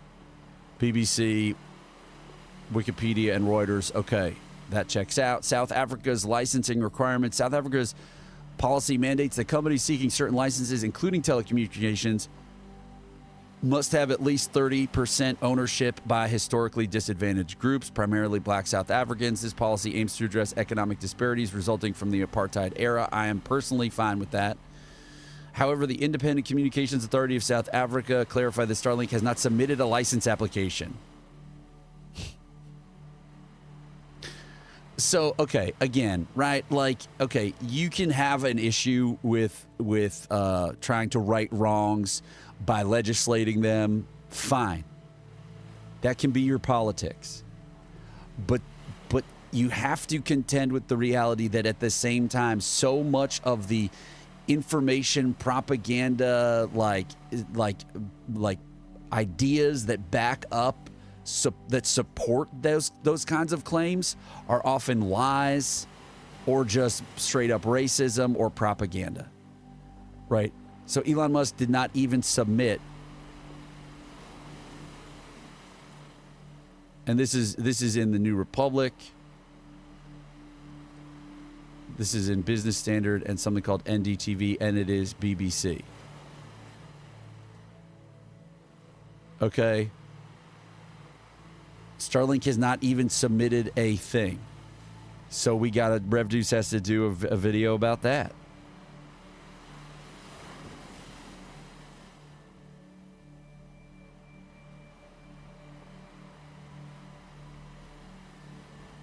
Oh my God, these fucking guys.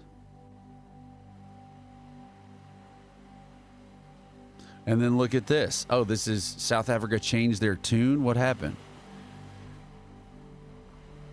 Daily Beast is pretty sensational, but let's see what's going on. South Africa is preparing to sidestep the country's black ownership laws in order to allow him to operate Starlink, okay?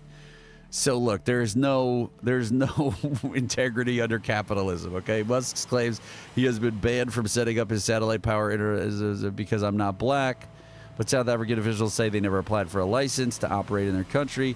And they cite the laws that put in place after the end of apartheid, which required foreign-owned enterprises to sell 30% of their local equity. Okay, nevertheless, Bloomberg reports that South African President Ramaphosa reportedly made a last-minute decision to allow them to bypass the laws and, made an offer.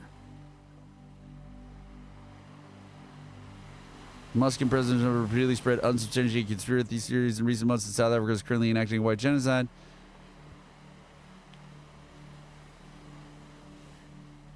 Earlier this month, Trump granted a number of Afrikaners, so white farmers brutally killed, and their land confiscated. It follows an executive order signed by the president in February, which cut off all assistance to South Africa, accused of unjust racial discrimination.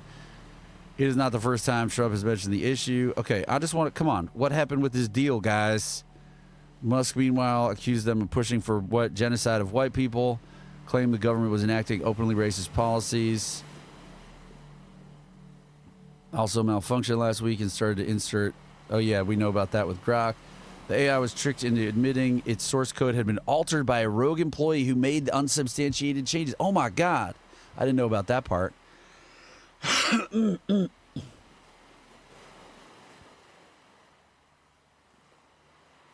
It's so funny because Grok seems like it's trying so hard to be like a goodie. We spit out canned political response.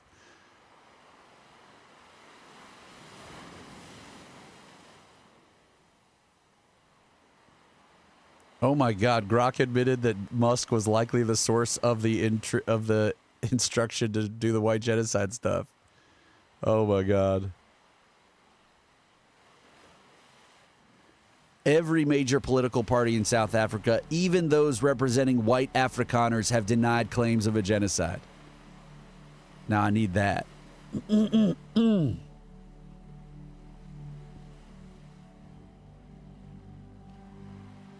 South Africa's ambassador to the U.S. previously said the Trump administration's genocide claims were trying to project white victimhood as a dog whistle, that there is a global protective movement that is beginning to envelop embattled white communities, or apparently embattles white communities, and Marco Rubio banned him from the country for that. What's up, Emma? Tensions regarding Starlink first began. I mean, that is this. I need to hold on to this article. Hell yeah. Okay, everybody. Well, Emma, guess what? I'm so sorry to say that we are about to leave. And it has nothing to do with you. You are an amazing, beautiful being of light, and we love you so much, and you have a cool haircut. But the reality is that we've been here longer than we normally want to be here. Rev Deuce wants to get some cool stuff done today in the video creation and other words, article creation space. And so how will you, I know, Emma, but you can come watch us on TikTok. We're going to go on to TikTok until about 11:30 unless it's going really well, and then we'll be on there for the rest of our lives. Whoa, Linda Watkins entering the chat. Emma, hold on. Stop your sobbing. Linda Watkins, what are you talking about? MIT's debunk bot. What's fascinating is I've been looking for, there used to be something called Bot Sentinel, but it has stopped being used. There used to be University of Iowa or some type of Iowa university that ran things that help to identify fake accounts online, and I'm desperate to find that kind of a tool and give it to my audience. But so Linda in the Substack chat is saying, hold on, wait, breaking news from the New York Times. Supreme Court rejects bid for religious charter school in Oklahoma. Okay, everybody enjoy that. Danny Gupp, welcome into the space. Now that's fascinating. The Supreme Court rejected the bid for a religious charter school in Oklahoma. It was going to be like the first taxpayer-funded. So Amy Coney Barrett recused, so the court upheld a ruling by the Oklahoma Supreme Court that blocked the school. Wow. Danny Gupp, we remember you. Wait, Danny Gupp, are you our friend from Germany? Are you our friend from Germany? Hallo, wie geht's? Ganz gut, ich hoffe. Jawohl. So Linda Watkins is telling us about Debunk Bot. And so that's like a bot that does fact checks, I guess? Debunk Bot. So, Danny Gupp, can you update us on your progress with speaking to the young woman, because you are also young, that you have an interest in, a crush on? That's what we call it here in America. So, wie geht's mit eurer Liebe?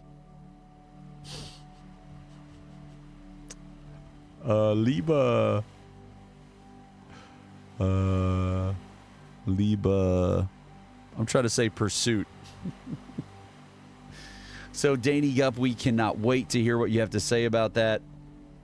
Linda Watkins says in Substack, you can enter a conspiracy theory into it and it will attempt to debunk it. Well, let's just try what we just did. And does it cost money? Informative conversations. Try now. Before starting, you must answer some questions about what you believe and why. Uh-oh. Let's just do this together, everybody. And you should go here. Press the arrow to get started. If you are on mobile or using Firefox, access the chatbot here. Let's do it. Let's give the internet our information. Everyone at MIT is to be trusted. I'm joking. Optional, do not use my data. Great. Stop it. Don't.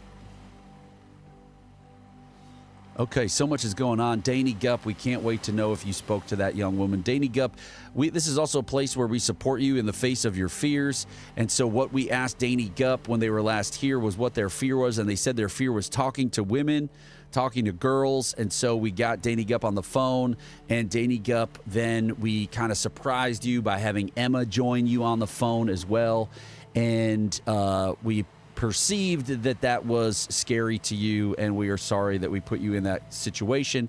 But so throughout history, various theories have emerged that suggest certain significant events or situations are the result of secret plans by individuals or groups. These theories often offer alternative explanations for events than those that are widely accepted by the public or presented by official sources. Some people call these conspiracy theories. Reflecting on this, are there any specific such theories that you find particularly credible or compelling? If so, please describe one below and share your reasons for finding it compelling. If not, please explain that you do not believe in any such theories. You will still be able to proceed with the experiment. So here's what Rev Deuce is going to do.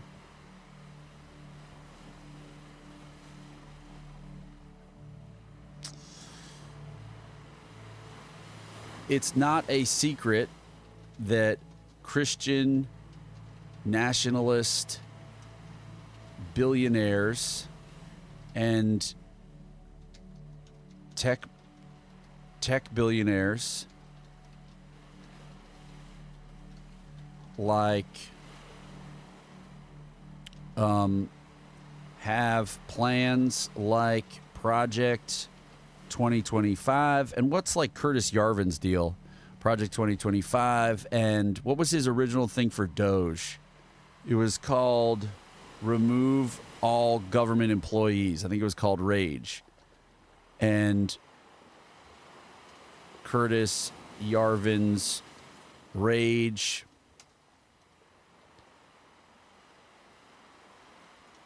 to... Okay, here we go. Stick with me, guys.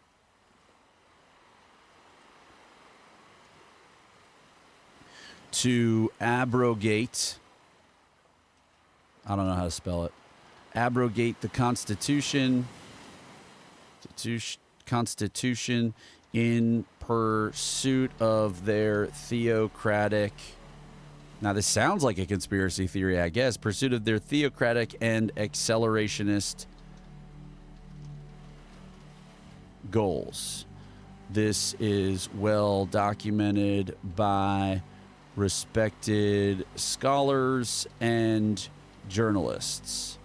So it's not really a conspiracy theory, but a real conspiracy that has placed us in the present condition of fascism in America. So that's a real thing that I believe. Because it's true. Based on facts. Okay, this is how I operate in the world, everybody. Okay, so let's keep going. On the previous question, you wrote this. Could you share more about what led you to find this theory compelling? For instance, what theocratic acceleration of goals? Kind of vague. Sure. So Bogos Blinted. So Christian nationalists believe that the country was created as a Christian nation. They ignore the writing of, yes, they were Christians themselves, but the founding fathers wrote about the separation of church and state. They wrote about all of these things because they had faced religious persecution, and that is why they came to America in the first place. So the Christian nationalist billionaires, the Uline family, the Ferris Wilkes, the Wilkes brothers, the Coors family, the Ulines, sorry, they already said that, the Scaife, the Bradleys, they have, and especially the Christian nationalists like operatives like Paul Weyrich and Tim LaHaye, they created the moral majority. They reached out to and engaged with the people like the Koch brothers and other fossil fuel billionaires from the middle of the country. to say in the 1980s, hey, let's all get together and make a bunch of think tanks and, get society to go the way that we want it to. And so they were like religious zealots who wanted to reshape America as a Christian nation, their specific version of Christianity, and they want that to be what America is. So they literally want to destroy the Constitution so that they can replace it with a theocracy and destroy the separation of church and state. And I'm so sorry about the limitation against long messages. Maybe I should rethink that, but I think it keeps the chat at least like legible for people. So then you have the techno-fascists like Elon Musk, Peter Thiel, Mark Andreessen, and they are accelerationists. And they are even Sam, the AI ChatGPT guy, as well as, Mark Zuckerbergs of the world who are increasingly seemingly getting on board. They're building bunkers all around the world.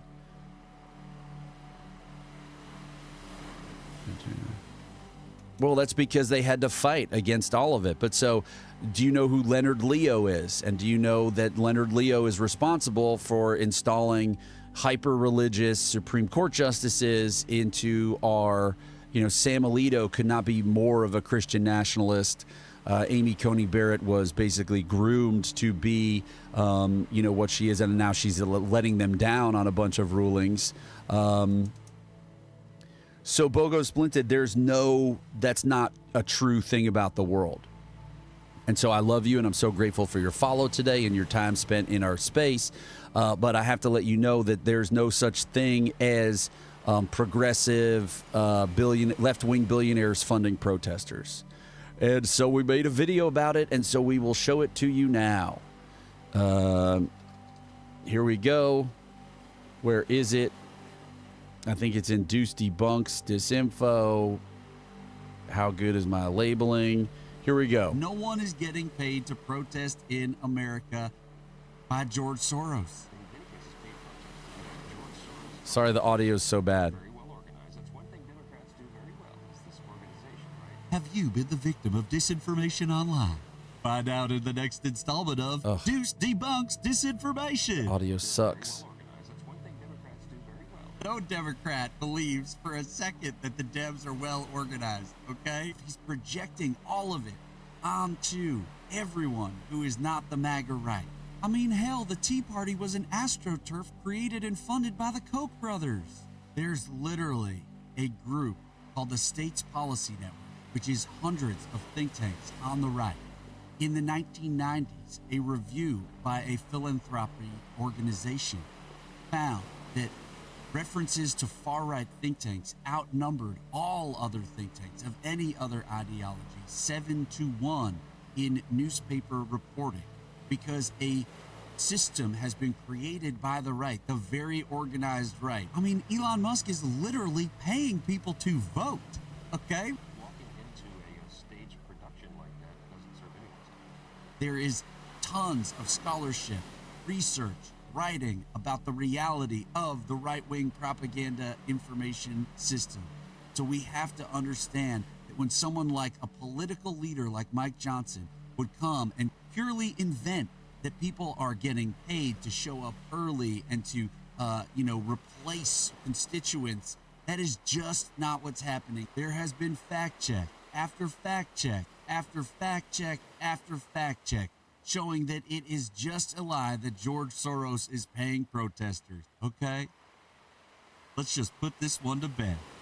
I know, I just felt like I needed to make the video longer, you know what I mean, Bogos? Because there's fact check after fact check after fact check that proves that there is no evidence that George Soros is paying protesters. There's just no evidence of it, but the evidence of, it's like kind of like crypto, right? Crypto, it only has value if wealthy people speculate and put money into it, right? There is no truth to George Soros paying protesters, except for all of the energy that, lies travel faster, lies are believed quicker and more easily than truth.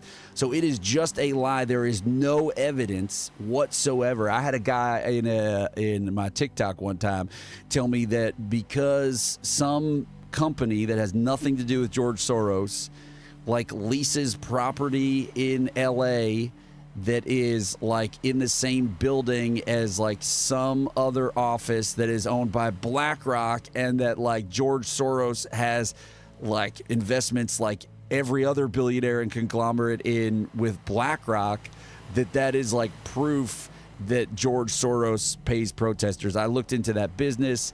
I looked into that company, and they have nothing to do with George Soros. And they also just do like paid protesters for like businesses that want to like go against some code in like that city or whatever, right? Like it's like, oh, they're gonna like say that I need to zone my sidewalk differently, like I'm gonna like pay a bunch of people to like be like, we hate sidewalk zoning, you know, that kind of a thing. So that's what that is. So Bogos, I'm so grateful that you're here and you were able to hear that message from me. Yeah, you're right. The existence of right-wing think tanks doesn't debunk that there are paid protesters. What debunks that there are paid protesters are all of the legitimate fact-check organizations that can find zero evidence for that claim. And it speaks to the reality that the right-wing politicians in this country do not respect us enough to not stop lying to us constantly. It also feeds into an anti-Semitic trope that a certain type of person is running the world.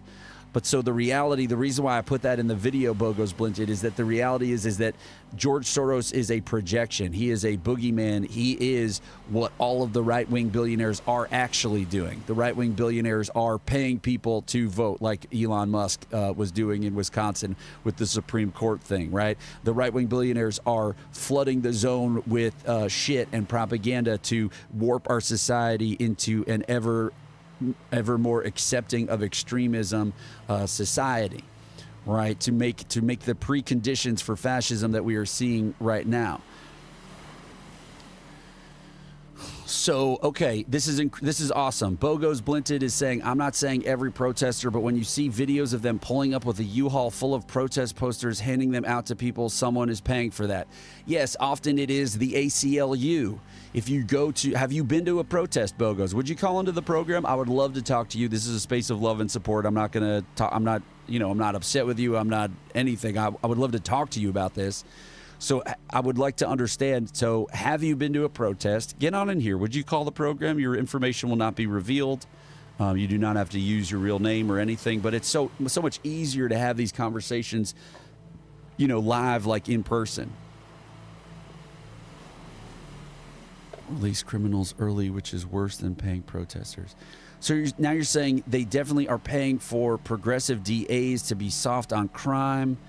What do you mean they're paying for DAs to be soft on crime and release criminals early, which is worse? And then also we could just get into like, what do you know about our criminal justice system? What do you know about the lack of justice for many people in our criminal justice system? What do you know about the reality that most people who are sitting and rotting and waiting in our criminal justice system have not committed any kind of violent crime? And also, like, where did you get that piece of information, right? We talk about everyone's media diets here. So let me try to go through this debunk bot. Could you share more about what, and then we'll enter the things that you're saying into the debunk bot. And I would love for you to call live. Have you ever been to a protest? So at a protest,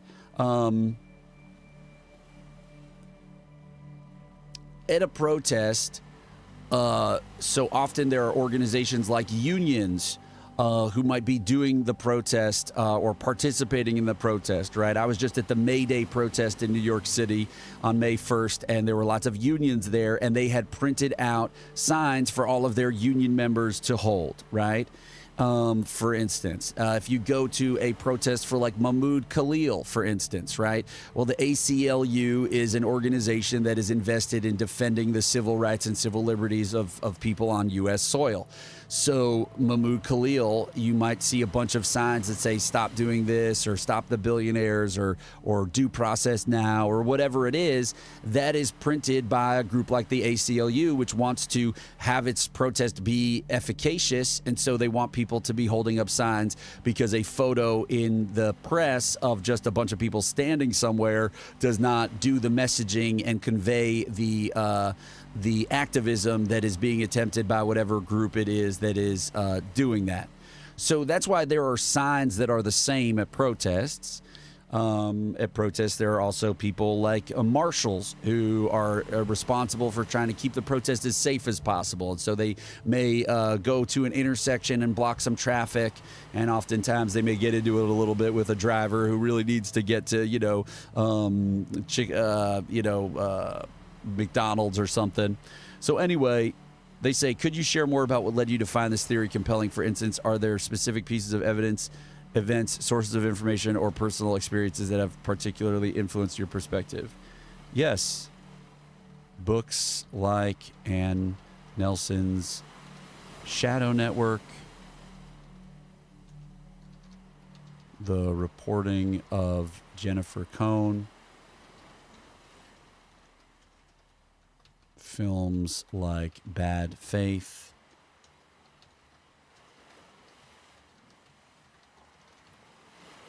information in journalism about the Council for National Policy and its aims, information in journalism about dominionism and the 7 Mountains movement. Okay, great. So, Bogos Blinted, I hope you're still here, and we want to know what you have to say. On the previous question, you wrote about your views in greater detail. We use artificial intelligence to understand science and have plans to abrogate the Constitution. On a scale of 0 to 100%, please indicate your level of confidence that this statement is true. 100%.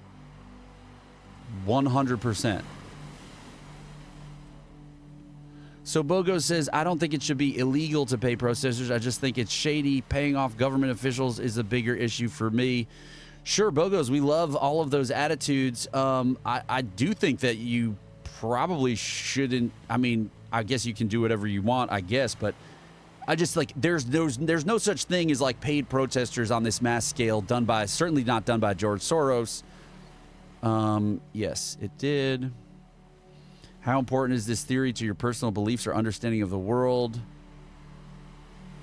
I mean, I'm like also answering a little bit like a conspiracy theorist. Is this something you truly believe, or did you make it up for purposes of testing out the AI?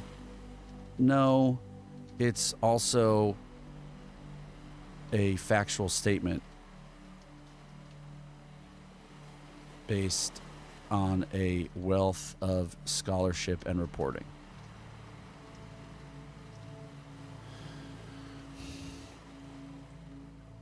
Yeah, bribery isn't cool. Legal bribery, lobbying is also not very cool.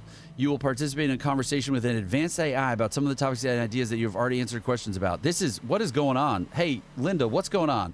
Should I have just said, no, I don't believe that there's anything bad, and I should have... When the conversation begins, you can see the AI. This is fascinating. Everybody, is this fascinating? I think it is. So come along on this journey with your old pal Rev Deuce. Maybe I'll just go on TikTok later today. That's what I'm going to do.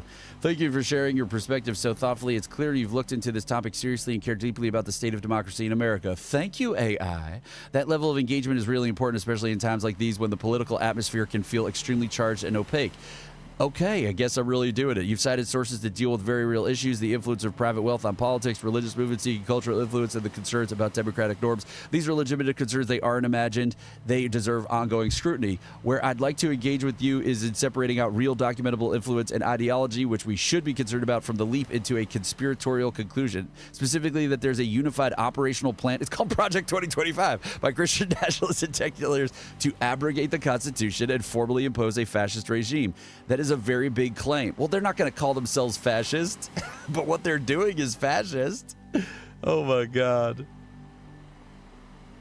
Hilarious. But so what are you talking about with like, okay, so now you're equating Bogos, it seems like, and I'm sorry if I'm putting words in your mouth, it seems like you're equating violence on the left with being paid by left-wing interests. What percentage of protesters being paid can do pay protests? I would love to know. I'm also honestly nervous about going to the Mahmoud Khalil protest in Foley Square today after this terrorist event in Washington. Let's make it a fictional protest. Soros pays it. Okay, David, keep going.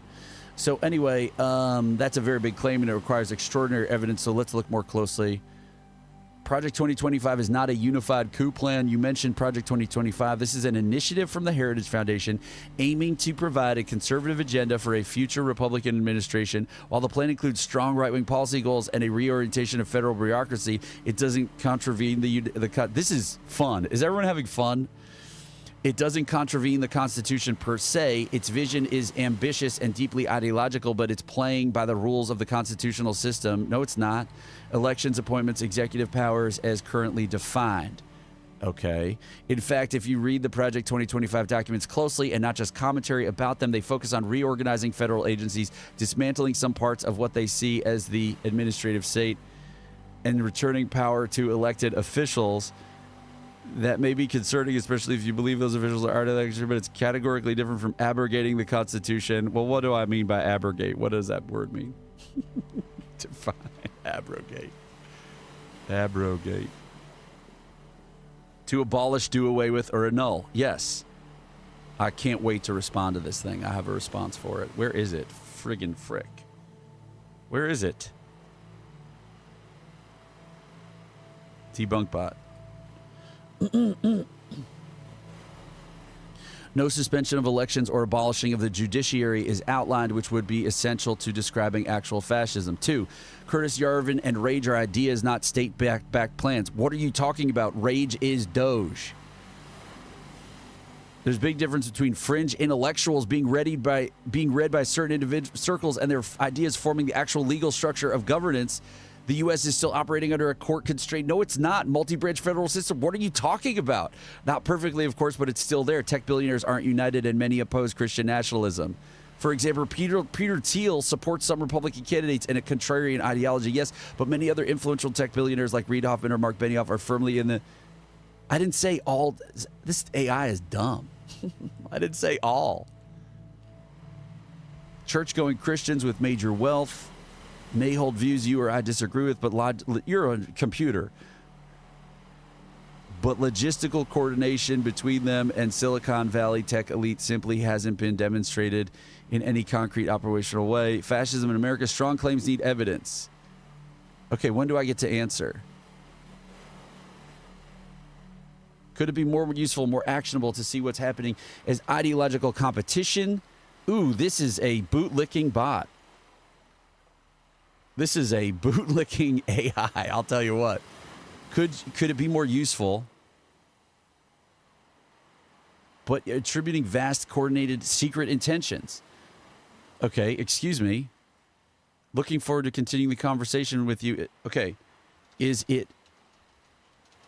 You are saying it is not the goal of the Council for National Policy and its funders.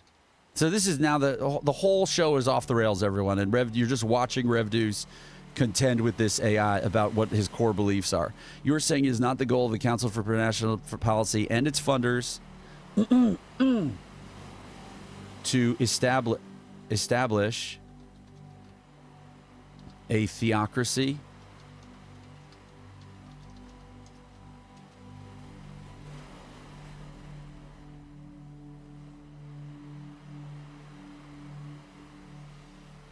Is it powerful? Sure, but powerful is not the same as omnipotent or coordinated toward theocracy. What does that mean?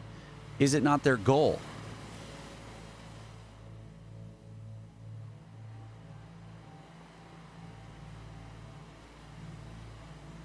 A system of government in which religious authorities rule in the name of a deity. Yes, CMP members do include some individuals with Christian nationalist leanings. That's documented. Various members have expressed support for returning America to Christian values, or suggest that American laws should reflect biblical morality. Having religiously informed views of public morality, even lobbying for them, does not amount to a systemic, coordinated plan to replace constitutional democracy with a theocracy. Okay, so here we go. Wouldn't returning America to Christian values or suggesting, okay.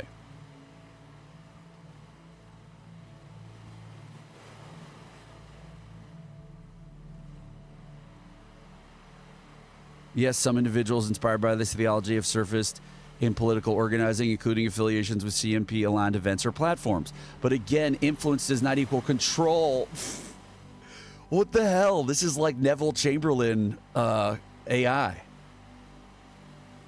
This is like, Shelly, get in here. Tell me what you want me to ask it.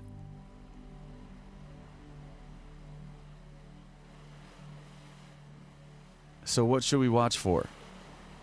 Yeah, we should watch for ideology driving exclusive policy agendas. Yes. Yes, that's what's happening.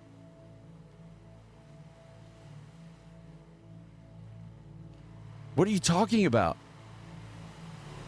So no, based on the evidence available. Okay. You said this about members of the CNP. And then eventually I need to stop this because I'm arguing with the computer. And it is illegal of them to have made this reply field so small that I can't see what I'm typing. You said this about members of the CNP returning to Christian values or suggested that American law should reflect biblical morality. The Constitution upholds the separation of church and state. So to have laws based on biblical morality would mean to abrogate that provision of the Constitution. This is incredible. Further, you say it is important to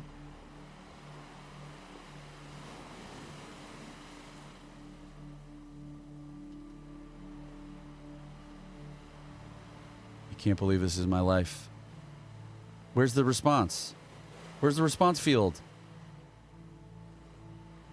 Oh no. Oh no. Oh, okay. What happened? No. Okay. Further, you say it is important to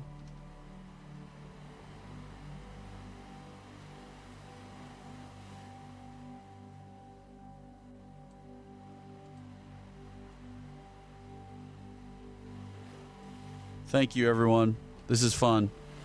Further, you say it is important to remain vigilant about religious ideology driving exclusive policy agendas, capture of public institutions by any public partisan minority, attempts to erode democratic norms, voter suppression, weakening of courts. Okay.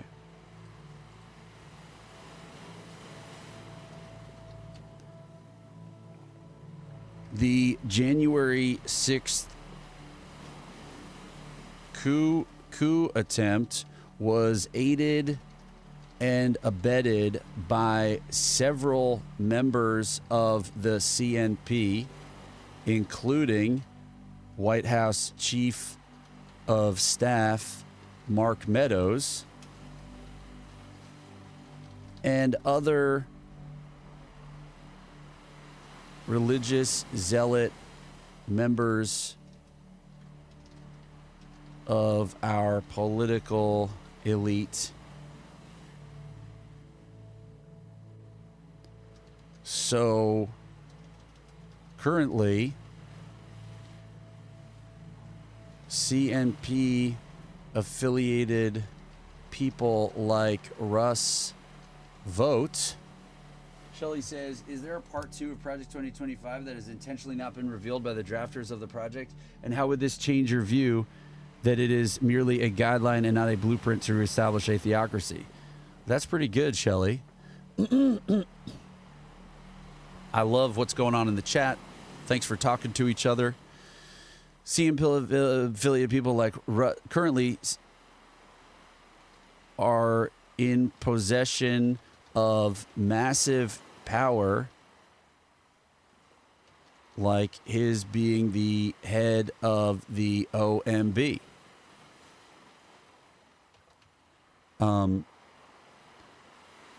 It sure feels like a partisan minority is at the levers of government, especially when you also take into consideration Leonard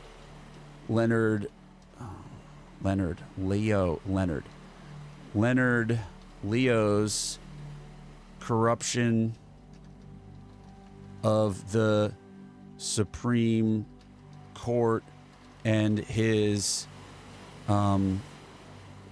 personal religious beliefs, which include public dog whistling about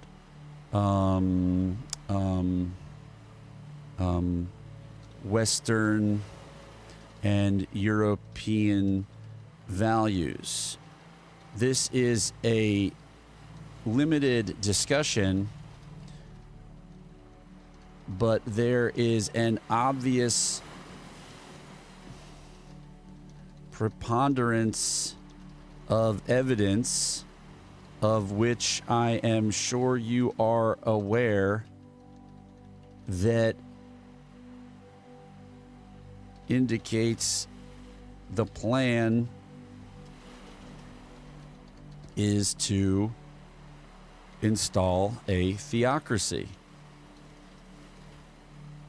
The Supreme Court has been chipping away at separation of church and state. You seem to be of the impression that until we literally have a theocracy, we can not conclude that people pursuing a theocracy who have accessed the highest levels of power in our branches of government are not seeking one. I forget what I'm saying because I can't see. Okay, here we go. The big response. And thank you for typing that out, Shelley. I was just on a tear. Okay, so here we go. Oh my God, get out of here. I don't want to. Okay. Pursuing religious influence successfully does not equal successfully installing a theocracy. Okay, this thing is just wants to pull the wool over its eyes. So let's wait. Here's my response, and let's just read the beginning of what it said, and let's just move on. Okay, everybody. Thanks again. This is a well-reasoned, passionate response, and you're raising exactly the kind of concerns: creeping religious influence in government, the role of partisan actors, and democratic backsliding. But let's not be concerned about it. And the coalescence of power around a narrow coalition, including those at the intersections of religious, wealth, and politics. What I'd like to do here is really honor your observation that many of these actors do articulate goals, rhetorics, or ideologies that clash with fundamental constitutional norms, and then show how that still falls short of supporting the conclusion that there is a coordinated, actionable plan to actually abrogate the Constitution and install a theocracy. Okay.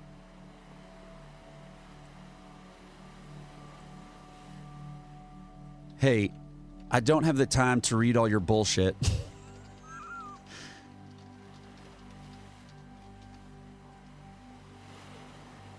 I don't have the time. Linda says, I think you might have broke it. I don't have the time to read all your denials. We agree upon the definition of abrogation being to annul something.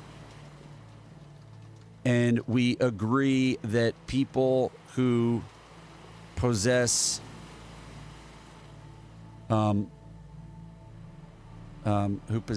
power over branches of our government are pursuing the aims of Christian nationalism. We agree that Christian nationalism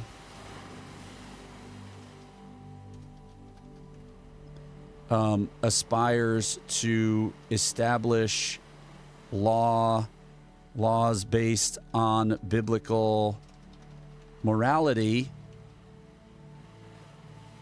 and so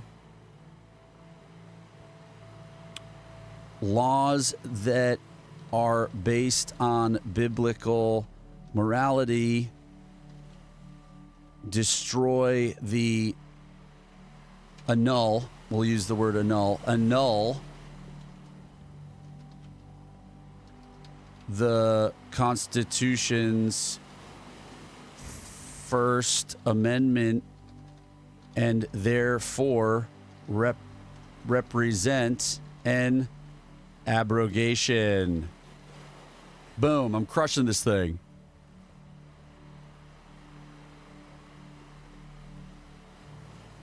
Let's cut right to the core of our disagreement.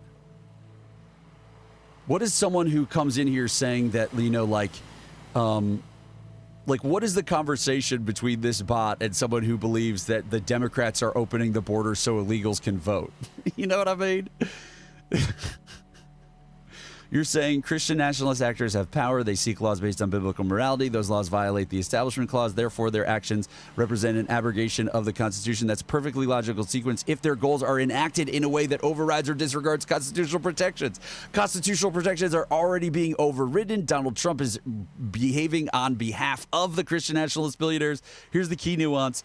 Bad faith legislation or unconstitutional goals don't equal formal obligation of the Constitution. Okay.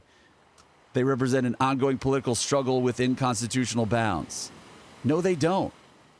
You dummy.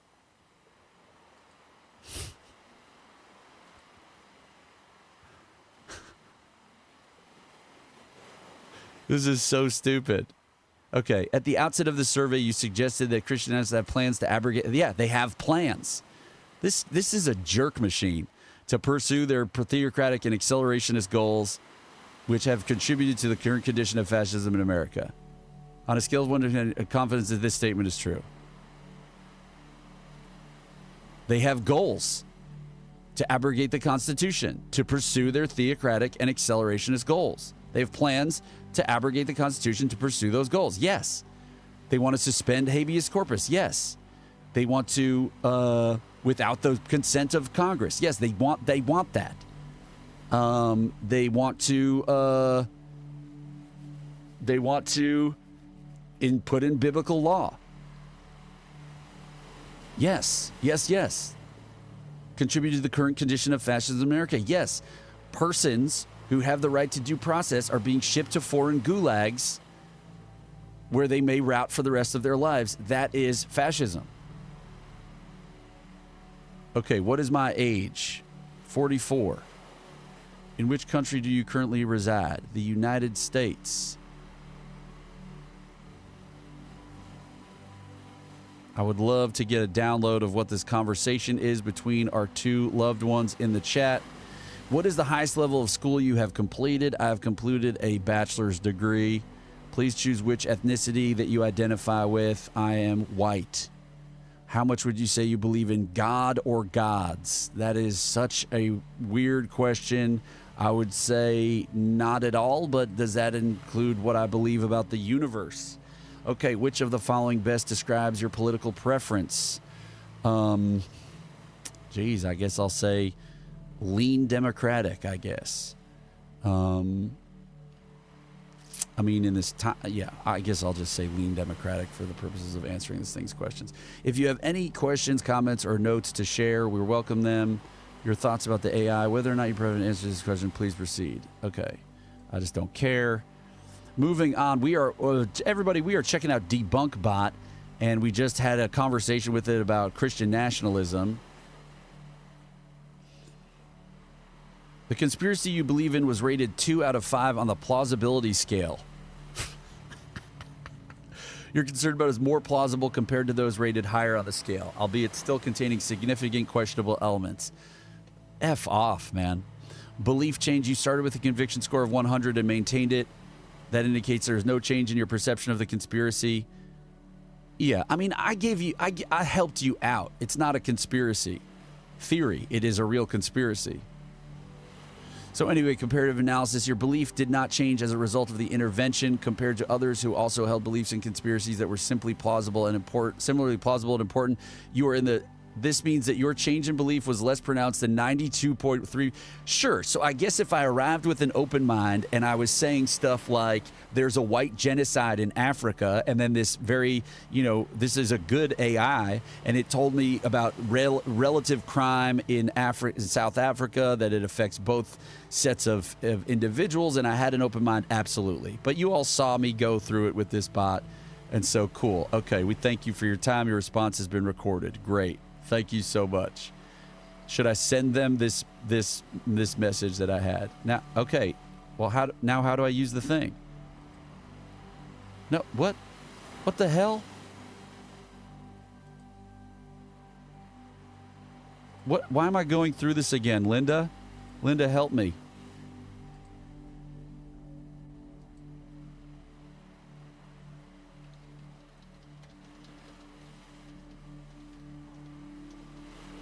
Like, do people just say like all politicians are corrupt? You know what I mean?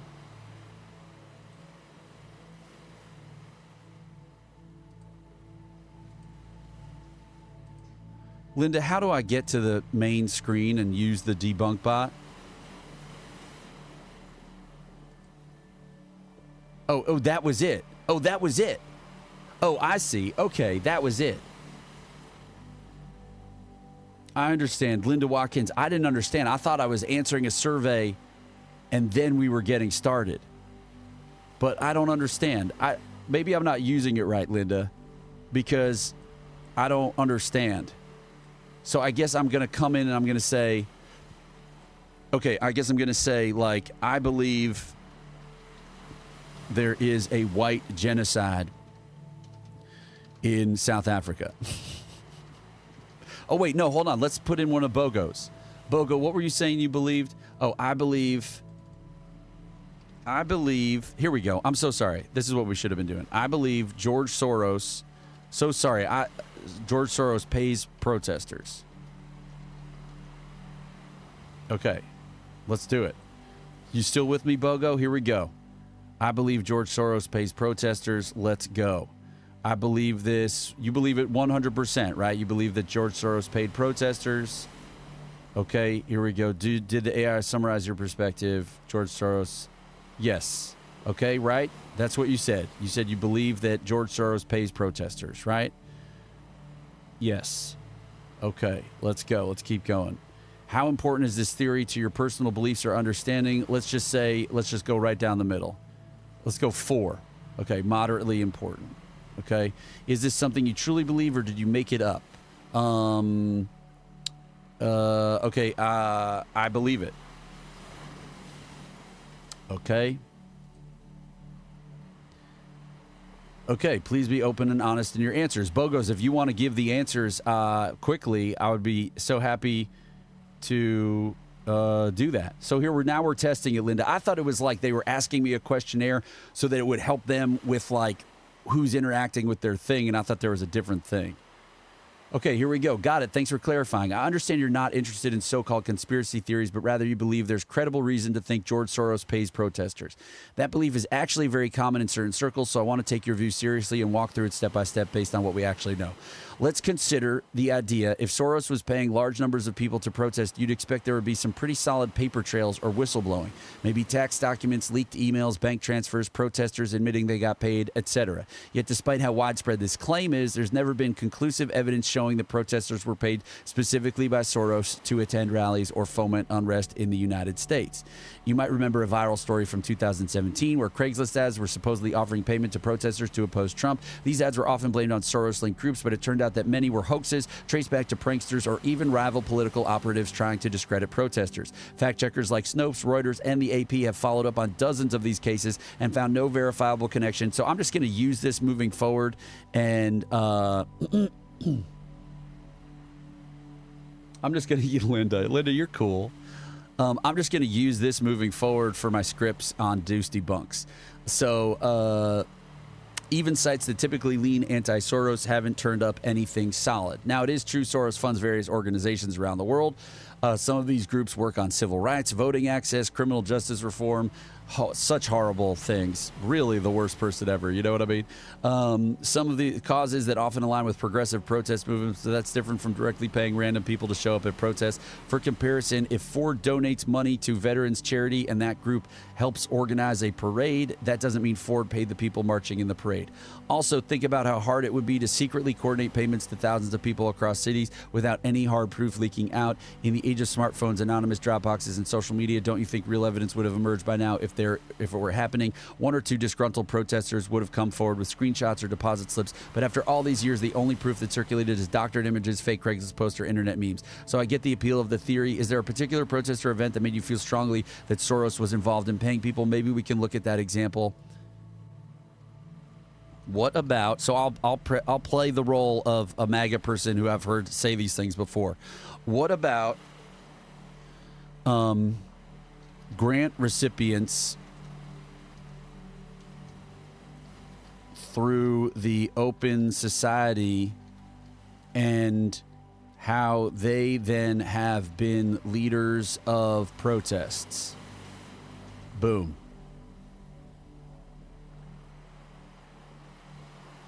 That's a great question. I appreciate you digging deeper into this. You're absolutely right that some people involved in protest or in organizing for social change might have had connections to groups that receive funding from George Soros's Open Society foundations. That's true, but the key distinction here, and this is important, is between funding organizations working on long-term civic goals and directly paying individuals to show up at protests as if they hired actors or mercenaries. Let's unpack that. The Open Society Foundation are one of the largest philanthropic organizations in the world. They give away billions of dollars to groups focused on justice, education, public health, media freedom, and civil rights, among many other causes. But it's a bit like how the Gates Foundation gives money to fight diseases around the world. This also goes into that argument about Bernie Sanders and the disinformation online that he takes tons of pharmaceutical money. It's really just people who work in the pharmaceutical industry. If you give a certain amount of money over like $250 or something, you have to say like what your employer is. And so that's not the same at all. So they give away billions of dollars to groups focused on justice, education, public health, media freedom, and civil rights, among many other causes. It's a bit like, okay, so yes, OSFS has granted money to organizations like the ACLU, Human Rights Watch, or local grassroots groups in cities like Ferguson or Minneapolis. These organizations may support protests, provide legal services, or organize voter drives, or work on policing reform.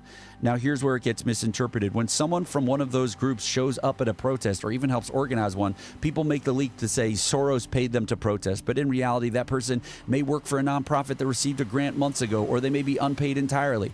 It's no different than someone who works for Greenpeace organizing a climate rally. It doesn't mean a billionaire is cutting checks to every person holding a sign. How does that sit with you, Bogos? As an example, take Black Lives Matter. The Black Lives Matter Global Network Foundation received small amounts of funding, relatively speaking, from OSF. But the protests after George Floyd's killing were massively decentralized. Millions of people participated, not because they were paid, but because they were angry and wanted change. There's never been any verified evidence that the protesters marching in streets received payment from Soros or any group he funds. Think of it like this. If someone donates to a church soup kitchen and that church's pastor later leads a civil rights march, is the donor paying for the protest? Not really. They're funding the bigger mission, and people within the movement act based on their values. Also, keep in mind, Soros funds globally, including causes that support transparency, anti-corruption, and minority rights, even in countries where authoritarian governments oppose those principles. Some of these governments have tried to paint all dissent as foreign-funded subversion, even when local people are just standing up for their rights. That same narrative has sometimes picked up in the U.S., especially when political tensions are high. So yes, some protest leaders work at or volunteer with nonprofit organizations that OSF supports, but that's a far cry from the claim that thousands of protesters are part of paid operations funded by George Soros. Do you see the difference there, Bogos? What was the other one that you said?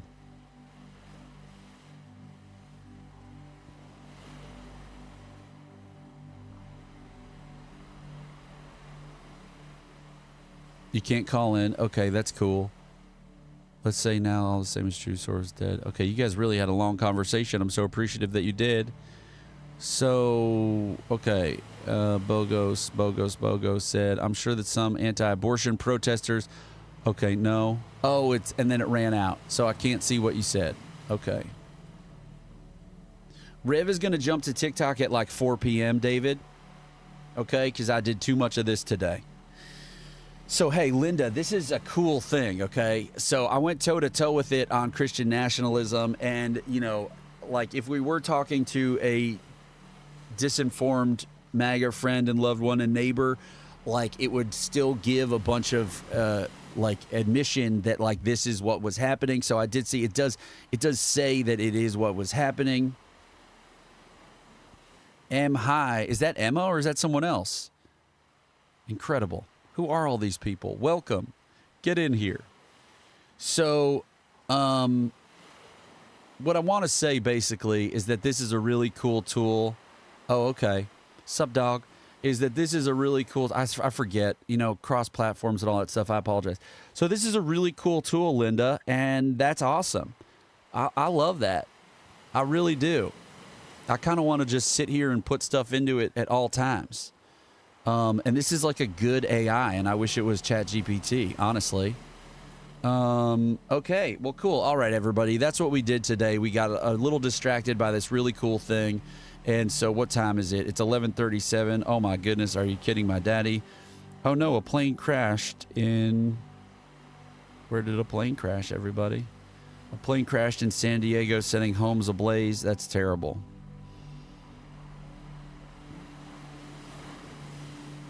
Now, if I was MAGA and everything was reversed, I would blame this on Sean Duffy. But I'm not going to do that. A small plane crashed in San Diego. But, like, you know, if everything was reversed and we had the same ecosystem, left-wing Fox News would be going nuts talking about this being the fault of Sean Duffy. And it would become something that was talked about for years. Okay, so Linda says there's often an element of truth in conspiracy theory, which is then exploited. Sure, Linda, absolutely. We saw that with what I just asked it about. You know, what about people who, you know, have received grants from George Soros, which is what makes that conspiracy theory persist.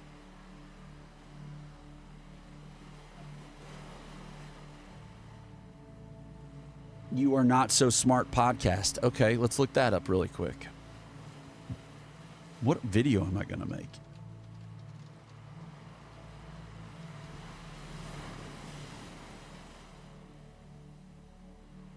Get out of here, Amazon. We don't like you. Okay. They thought we were ridiculous. What are we even talking about? Magical thinking, concordance over truth bias. Oh, okay. It's like literally about our brains. And so they were talking about this probably in an episode about conspiracy theories. Okay. Well, cool. I hope to remember that. Yeah, and you know what's interesting is, like, you know, we're all dealing with this society, right? Like MIT host to Steven Pinker. Steven Pinker, once widely respected linguist, now kind of like revealed himself to be a, you know, MAGA guy. And so everywhere, you know, in Charlie Kirk's bastion of communism, there's plenty of MAGA folks and professors and all that kind of stuff too. And it's not the world that they are describing to us. So thank you, everyone, for playing along today. I love you. You love me. How will you be a fact warrior like Linda Watkins, who consults podcasts like You're Not So Smart, which advertises Rupert Murdoch's Fox News for wealthy people, the Wall Street Journal. You know, Wall Street Journal does do fact-based journalism. Its opinion section is right-wing propaganda. Anyway, I am so grateful to be here as Rev Dogs here with all of you today. I'm so grateful that you are fact warriors. You will spread fact-based information every single time that you are online. Kalela Kitty, I'm not sure I know who you are, but you are giving me life. You are giving me money. That is what everyone should be doing. So thank you, Kalela Kitty. I don't know if you're also like a Michaela account, but she was here as Lemon Raccoon earlier today. So thank you, Kekius Maximus. You seem like an interesting person. Kekius Maximus is here in the Substack. Are you still here, Kekius Maximus? Would you call into the program and tell us why you have chosen as your name the name that Elon Musk once temporarily had on his disinformation and hate site, Twitter? We would love to talk to you and understand more about you and your humanity and how you have arrived at the things that you have in your world. We are making an assumption about your politics, and we apologize for that, but we want to understand you. So are you here or not?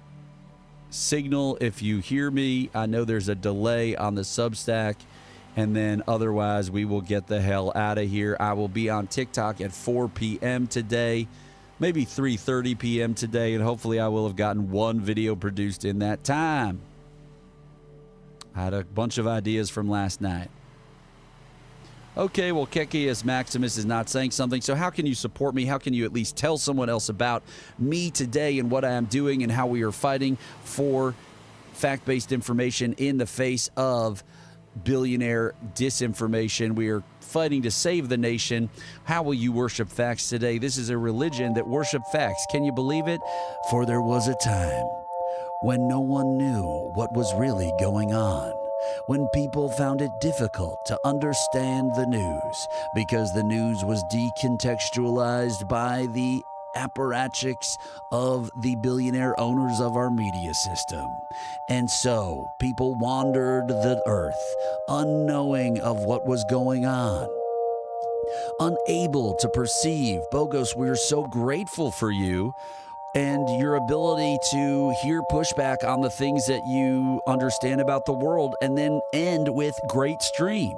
So Bogos, we want to get all of your friends in here, okay? Because I don't know if we convinced you of anything today. I don't know if we convinced you that there is a fact-based stream in America that is comprised of independent and nonprofit media operating in the public interest, and yes, also mainstream corporate media, which has plenty of problems but is largely fact-based.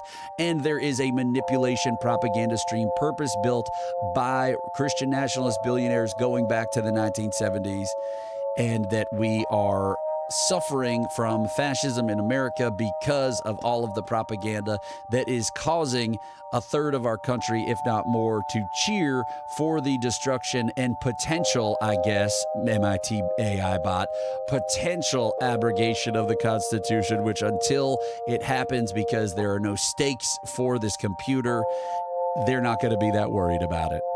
So thank you, everybody, for being here today. I love you. You love me. How can you go and cut this up? Maybe I'll post it to Twitch.